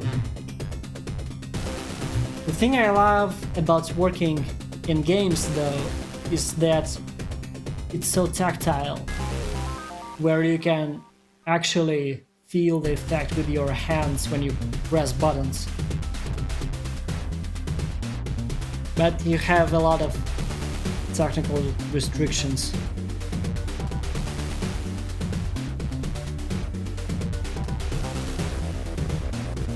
But being able to punch someone and see the heat sparks come out, it's something that you can't get in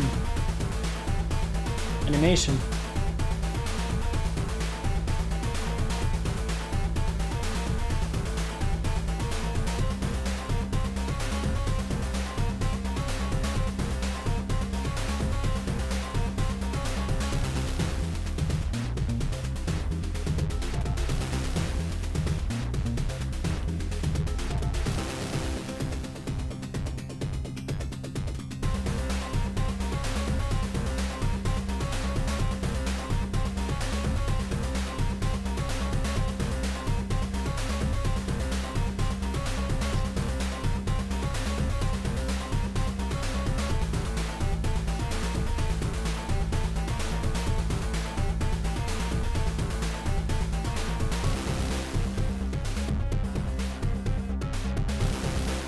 Alan Becker.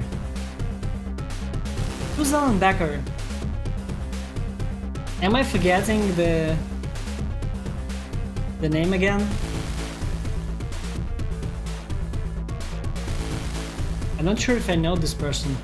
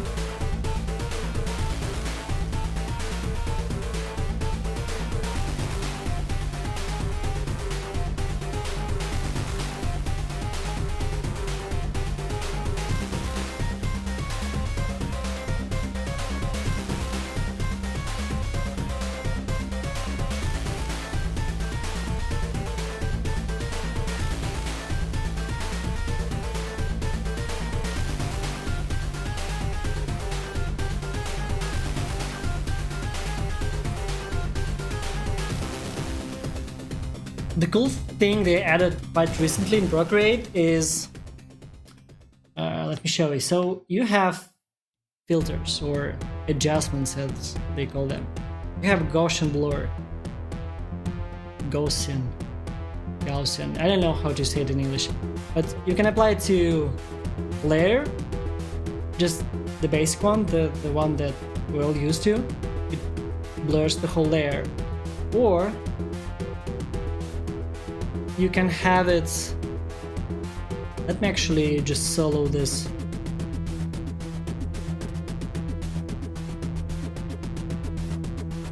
Layer, okay. If you have it blur pencil, then it acts like a effect mask.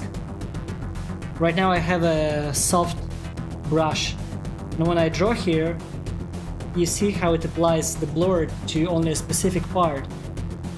And it's super cool because it's not just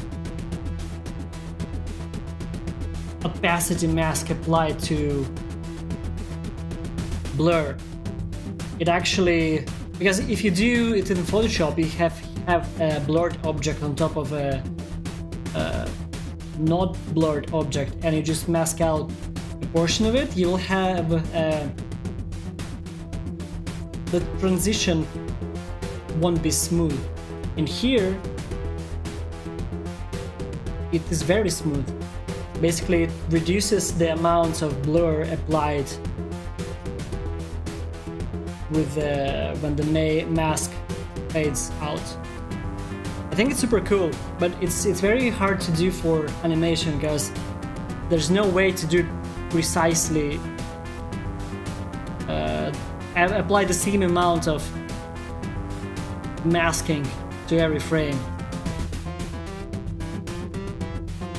But for drawings, I think it's cool. I'm trying to do it here. Usually I just pick a pattern, like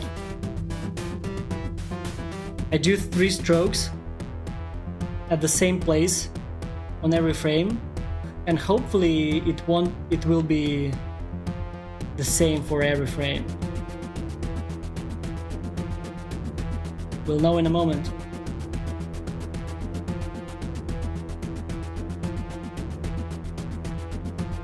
I think it's good enough. But yeah, this way we can have, well, I guess it's stronger, a bit stronger on this frame. Let me redo it.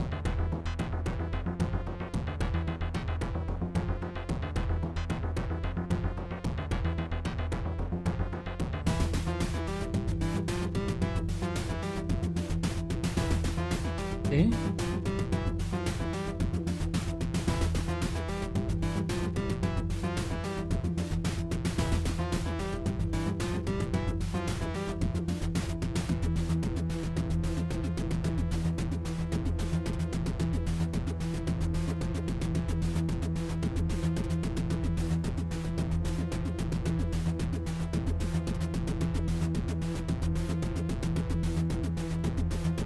It flickers a bit, but I think it's fine.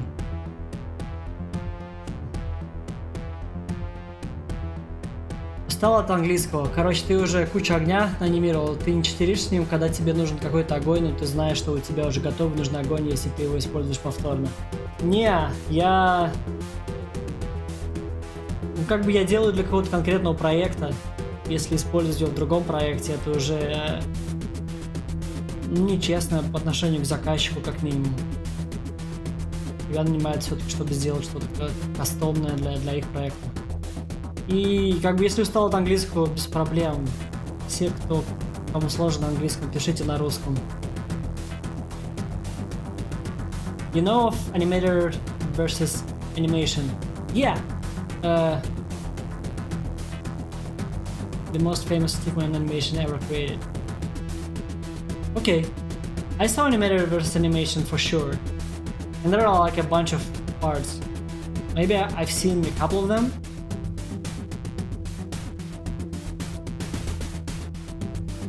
What resolution do you use in your project?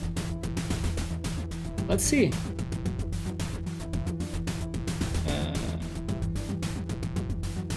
2048.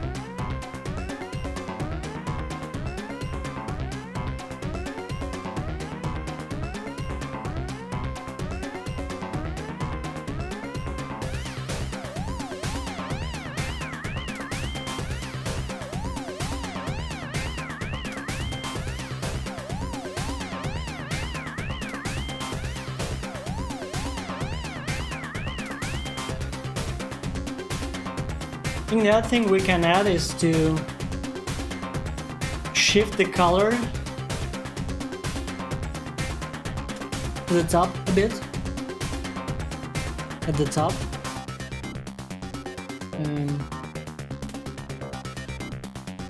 Some drawing. Okay.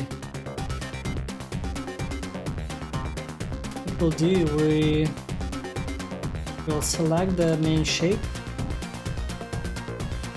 and then apply it as a mask to this layer.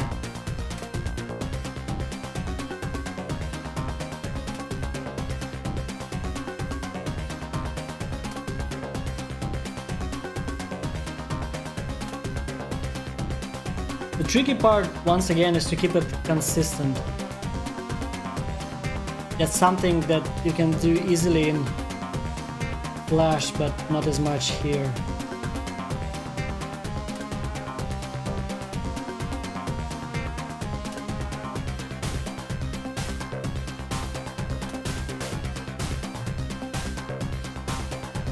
I guess we can just duplicate this layer. Oops.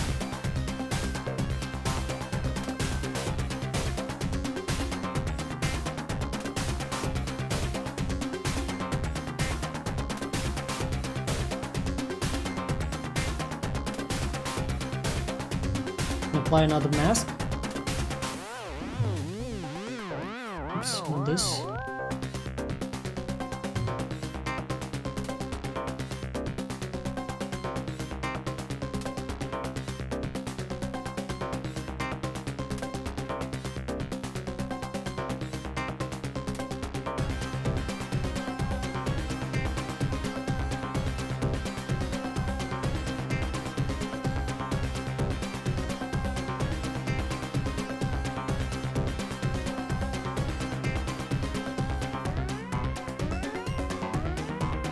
Yeah, and Animator vs. Animation was created by Alan Becker, that's why you might find the name Alan Becker familiar. Cool. I'll check it out.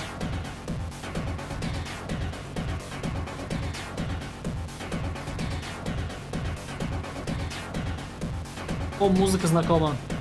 А у нас же здесь была прям игра, где все отгадывали музыку. И, видимо, вы пропустили. Можете поугадывать сейчас.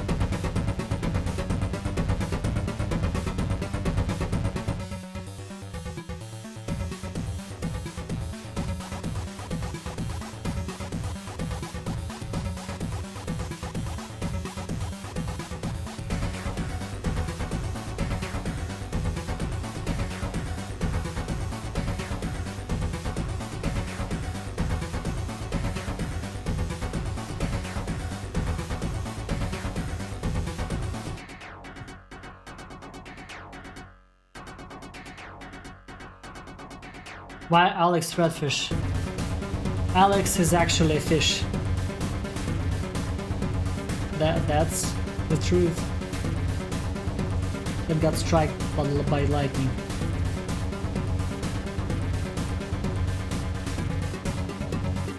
That was the secret. You weren't supposed to tell everyone.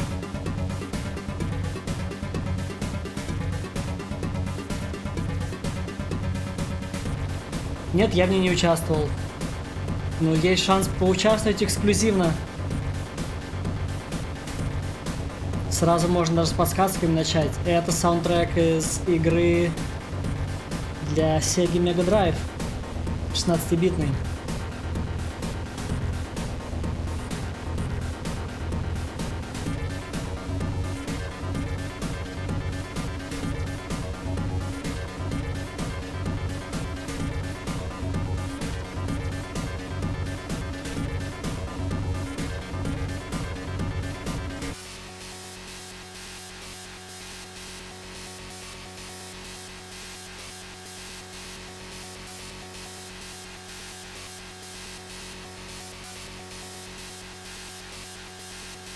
He was once a great red fish, then he took a liking to me.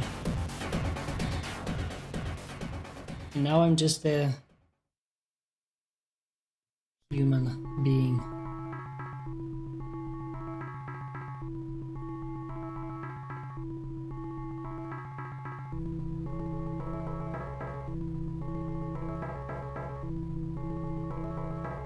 Я просто огонь делал, поэтому не участвовал. Круто, кто-то тоже анимирует. Как выходит?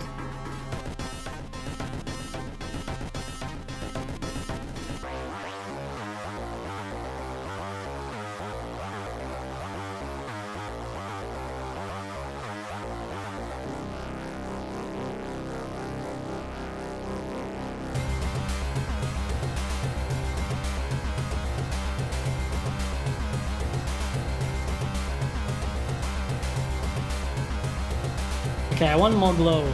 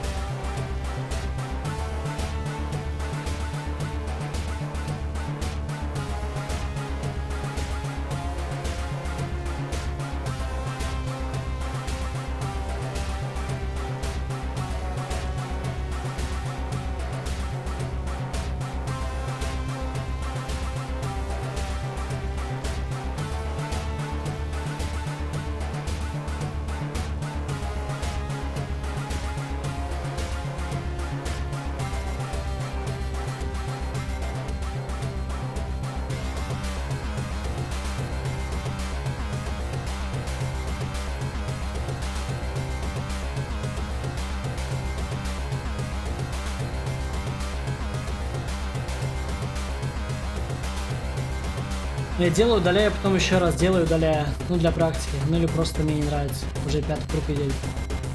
Нужно сохранять, потом на память, смотреть, как продвигается прогресс, как происходит. Я тоже что анимирую параллельно. А ты что анимируешь? Fantastic fire here, Alex. Thank you. I'm going to get some break. It's 2 AM right now. See you in the next live stream, Alex. Thank you for visiting. It was a pleasure. Yeah, and this month I'm streaming 2 times a week, Thursdays and Saturdays. So the next one will be on Thursday.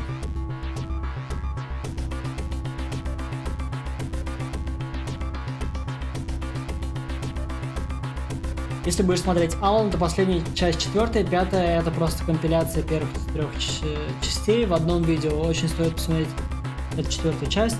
Там почти на уровне индустрии все сделано.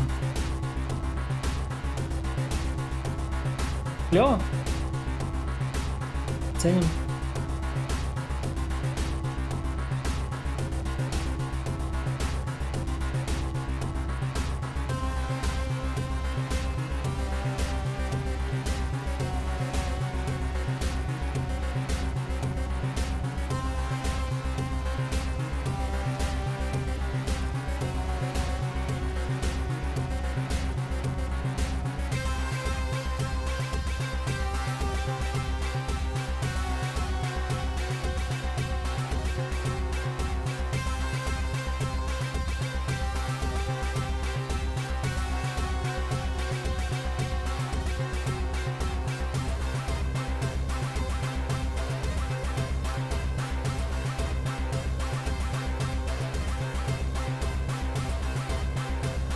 Thanks for the awesome stream. Really like to come into this.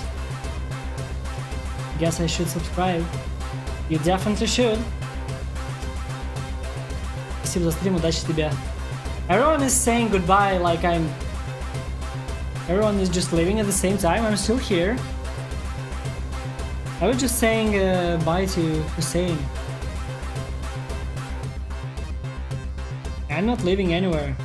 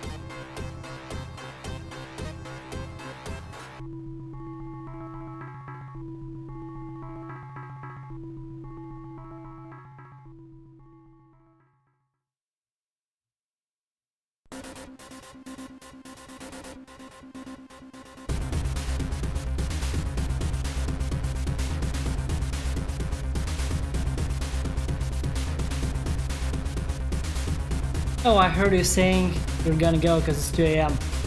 Yeah, sorry, I was just reading the Hussein comment. I should be careful with these. Yeah, it's 10:40 in the evening here. Not that late.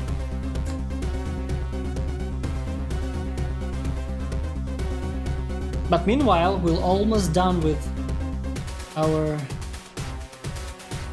tiny animation.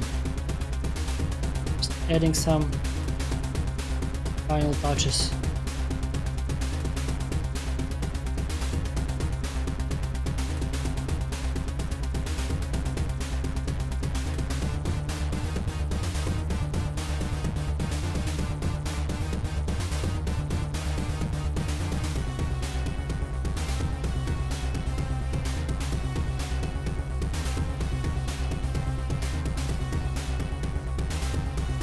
По сути, потратил 5-6 часов на эту анимацию.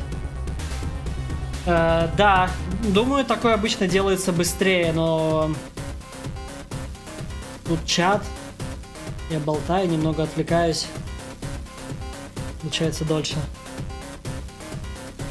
Hi Alex, ultra respect for your dope effect skills. Thank you.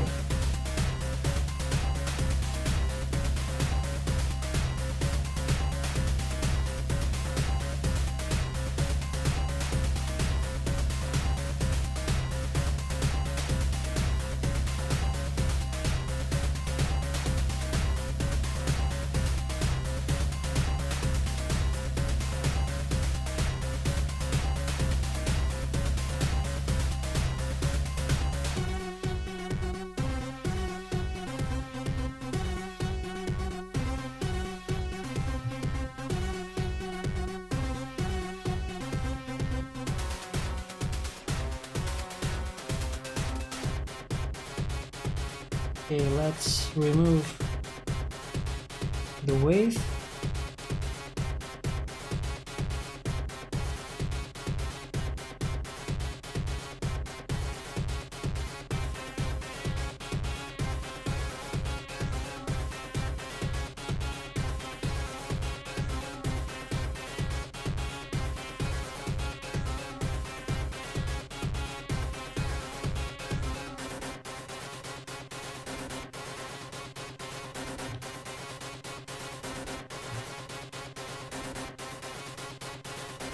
Я думаю, не выкладывать свой эффект с анимации на ArtStation, чтобы получать заказы. Просто в элементе интересная штука, но не штука, вы поняли. Не совсем, но мой подход к выкладыванию на ArtStation, я туда стараюсь, если выкладывать эффекты, то прям большим паком. ArtStation по сравнению с каким-нибудь DeviantArt, как-то у него такой, он чуть посерьезней.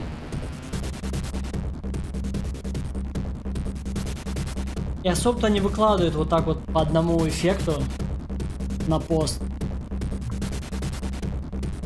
И на моем опыте они не очень хорошо собирают лайки, люди к себе их не добавляют в коллекцию.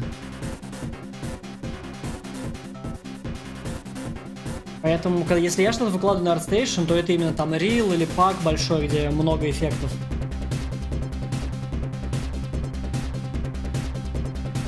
Маленькие эффекты хорошо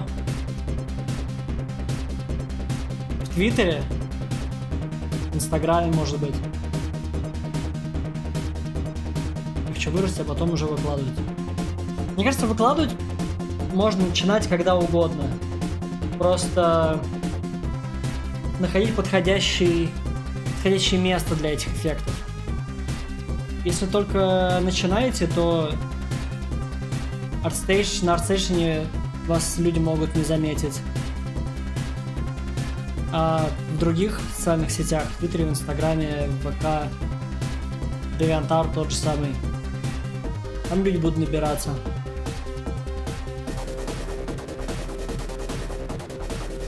В целом, вот у меня на DeviantArt есть какие-то подписчики.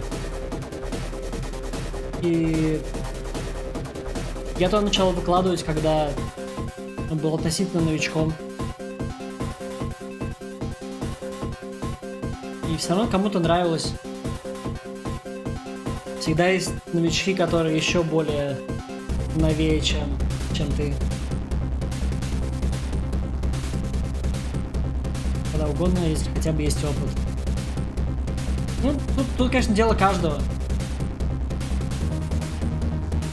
Просто есть такая штука, что можно слишком сфокусироваться на том, что я еще не готов, чтобы что-то выкладывать. Еще слишком рано. Мне кажется, это не очень хороший и полезный менталитет.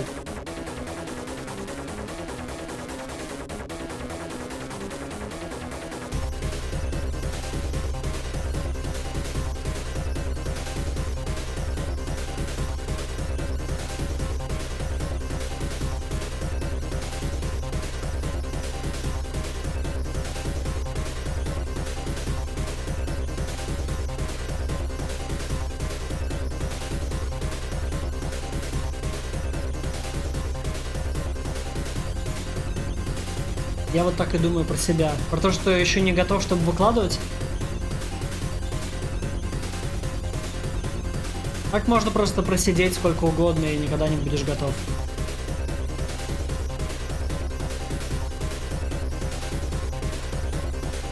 Хотя все говорят мне, что норм.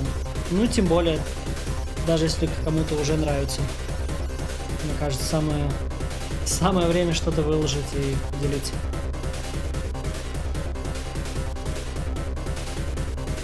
Потому что всегда будет какой-то художники, которые круче тебя и с определенным майндсетом можно всегда себя самого загнобить, то что ты еще не готов, чтобы показывать все людям. А в итоге, мне кажется, хорошо развиваются и растут те, которые как раз не переживают из-за этого. А просто выкладывают, ну, будет у тебя мало фолловеров, будет у тебя мало лайков вначале, но какие-то начнут появляться со временем в любом случае. Кому-то это понравится. Главное, ну, не делать это с целью прям, чтобы набрать подписчиков или лайков. То есть приятно получать фидбэк и какое-то признание. Наверное, это не стоит ставить самоцелью. Да, у меня в плане этого самооценка заниженная. Ну, да. У меня тоже. Вот с художеством я как-то разобрался, но я вот, например, я музыкой люблю заниматься. И в этой сфере у меня то же самое, что я еще не готов, еще рано выкладывать и так далее, и так далее.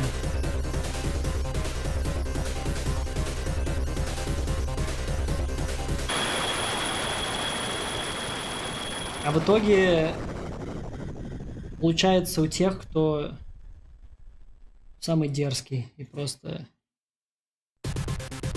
не боясь ничего выкладывает, постепенно растет.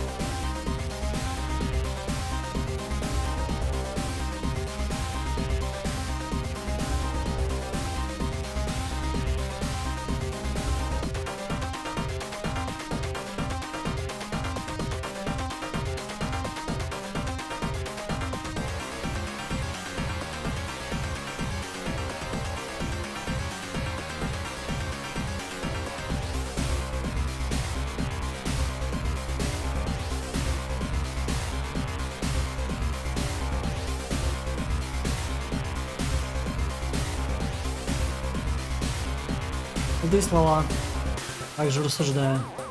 Всегда есть кто-то лучше тебя, всегда есть кто-то хуже тебя.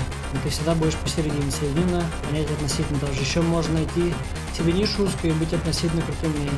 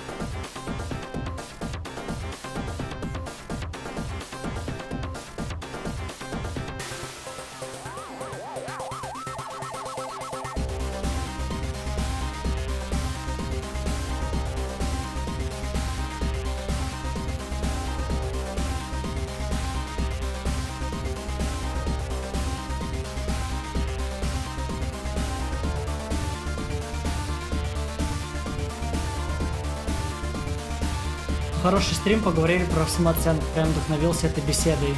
Ну, я очень рад. Мне самому тоже очень это вдохновляет, потому что... Ну, вроде вот я вот говорю то, что думаю, и сам знаю, и пытаюсь так действовать, но порой ты забываешь. А когда снова эта тема поднимается, то просто напоминаешь себе.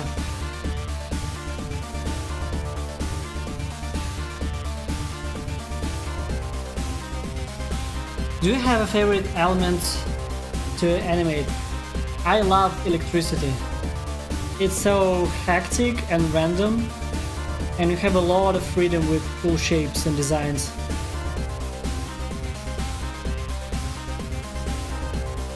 I don't like water that much.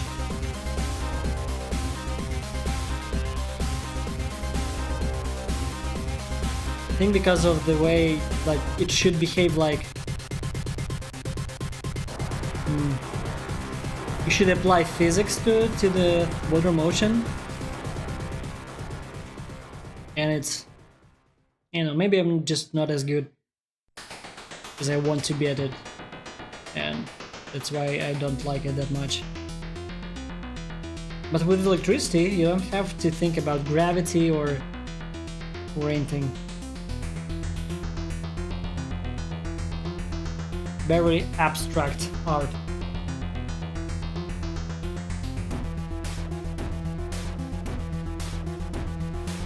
О, люди заводят уже друзей на стриме. Замечательно.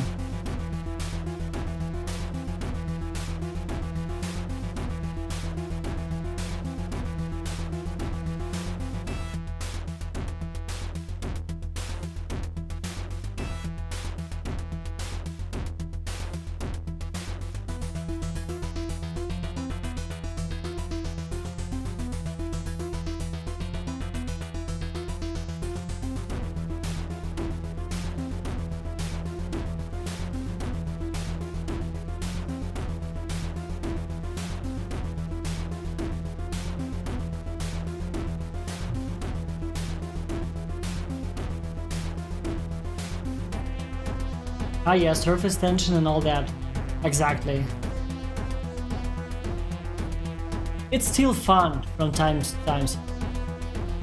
It really depends on the style. Like in anime, you can be a bit more loose with the way you animate water. You don't have to pay attention to the gravity that much, because it's kind of stylized.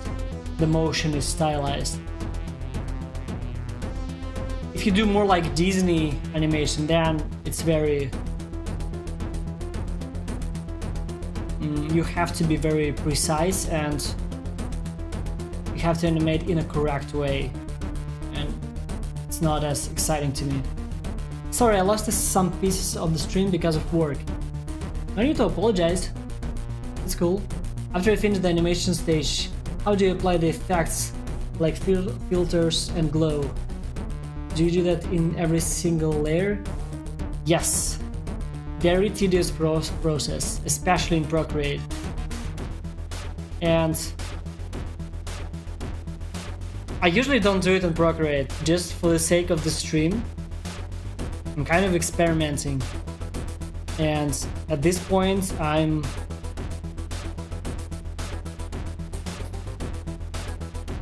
just frame by frame applying tiny adjustments. For example, selecting this layer, mask, and adding darker colors, transitions to the top part of fire to show that it's kind of cooling off. And I just have a soft brush and I'm applying these gradients, transitions by hand.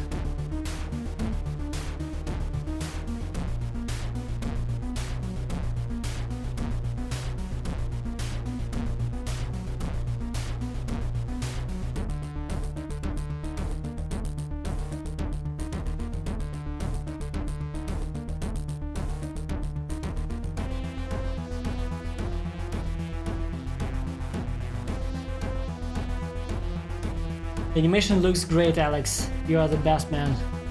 Thank you. Really appreciate it.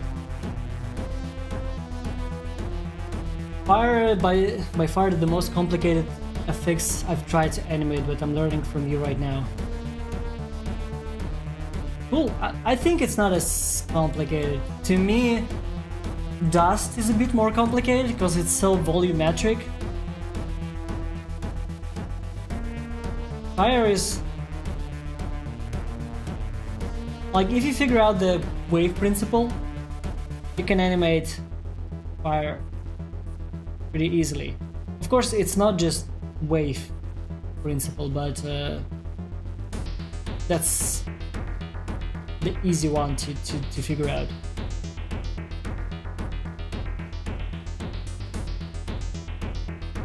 О, давай, я хоть уже что-то знаю про молнию, но больше информации не помешает. Ну, может быть, в следующие разы. Пока что на огне сфокусируемся. Ну что, отгадали музыку? Музыку отгадали, да. Отгадали люди, которые... Я был почти уверен, что и так знают. Так что никаких сюрпризов. Я играл в контра хардкор на Сеге. Да, она офигенная.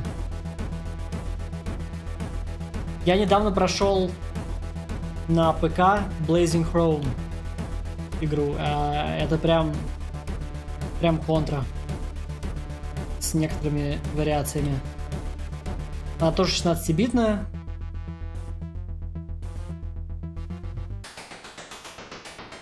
Довольно-таки круто выглядит. Единственное, что у них есть мерцающий экран, который...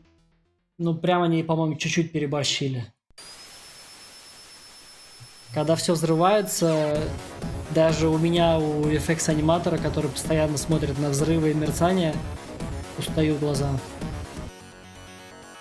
Думаю, людям с непривычки еще тяжелее могло быть.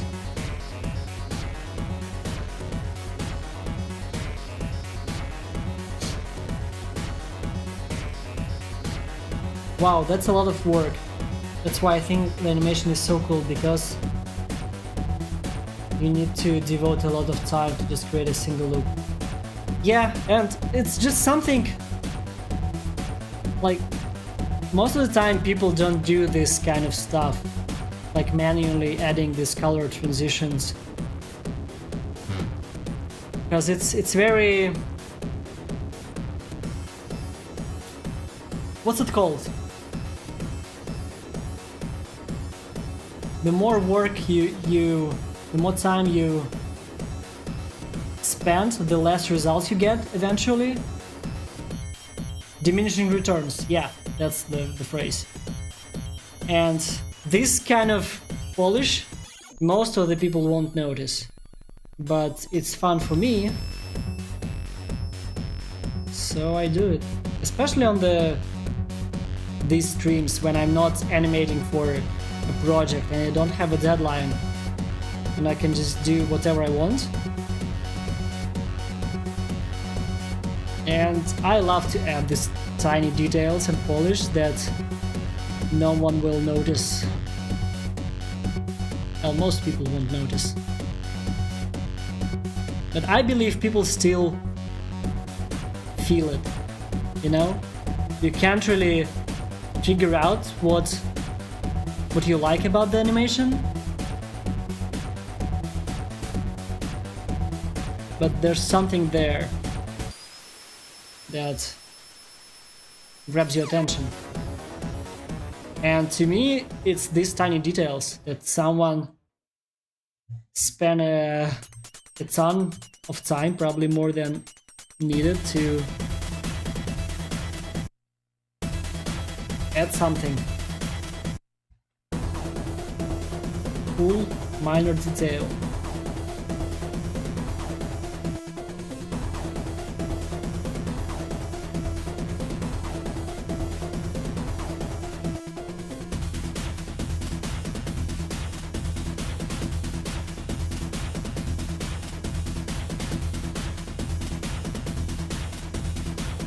Hi Alex, how do you approach learning this hand-drawn VFX from scratch?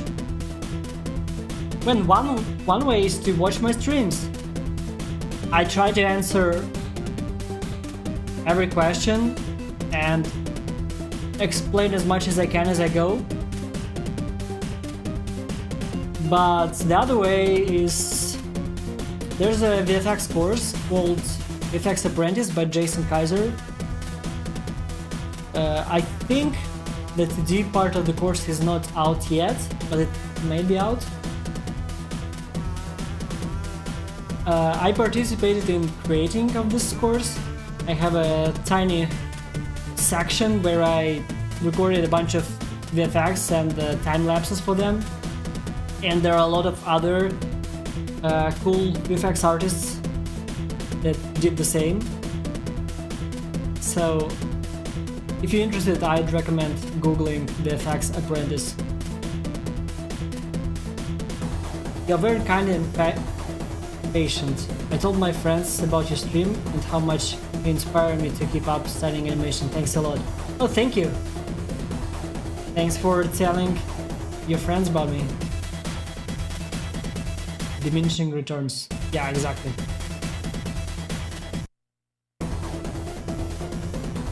Слово «Огонь на твоей стене» вполне себе достоин, продолжай в том же духе. The Animes. Надо заценить, мне теперь тоже любопытно.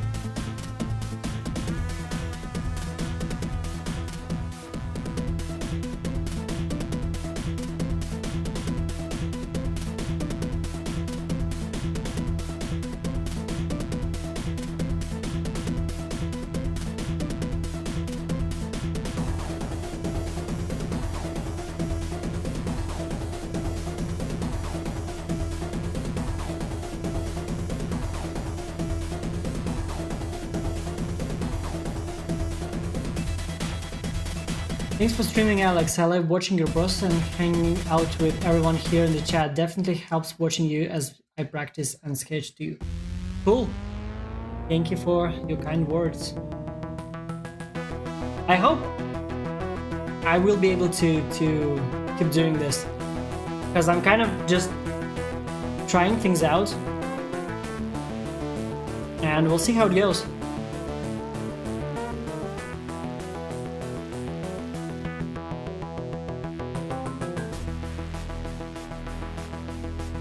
Do you guys record some explanation commentary in the VFX Apprentice course, or is it just time lapses? Different artists did different things. From me, I believe it's just time lapses, but from Jason and other artists, they actually explain things.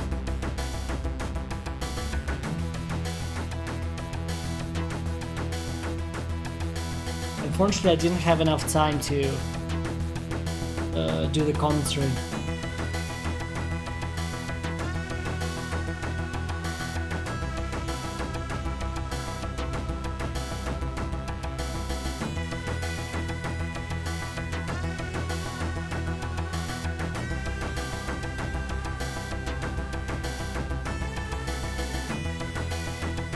I think that's pretty much it for this one.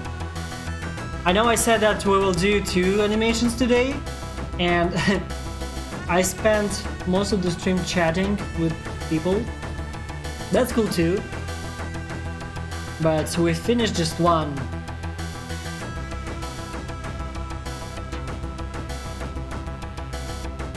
It's kind of a basic fire loop that is based on the wave principle that I explained the last time in the last stream.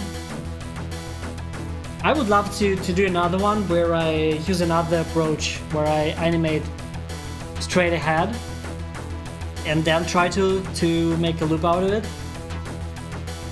Sometimes I will get better results that way with straight ahead approach.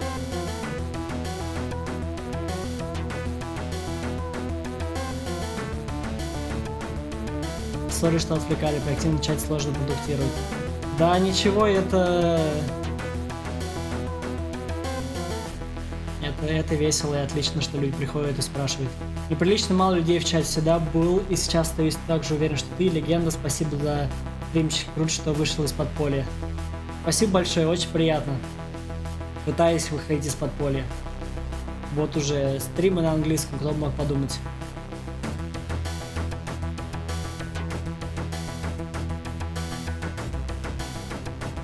So yeah, this will be it for today, and I will be streaming this Thursday, same time. You can follow me on Twitter for, I will probably announce my next stream there. Next time we will be animating fire once again. And thanks for coming. И всем ребятам, кто по-русски говорит, тоже спасибо, что пришли. И надеюсь, было комфортно, что большую часть стрима на английском все получалось. Тут так получается, люди спрашивают, я отвечаю. Очень любопытно, что люди приходят с Ютуба, с Твиттера. Все-таки хотелось бы, чтобы аудитория росла на стримах, а в ВК немного потенциал ограничен, поэтому, возможно, английского будет становиться больше, но я всегда рад ответить на вопросы на русском тоже. Так что спасибо, приходите еще. И пока-пока, бай-бай!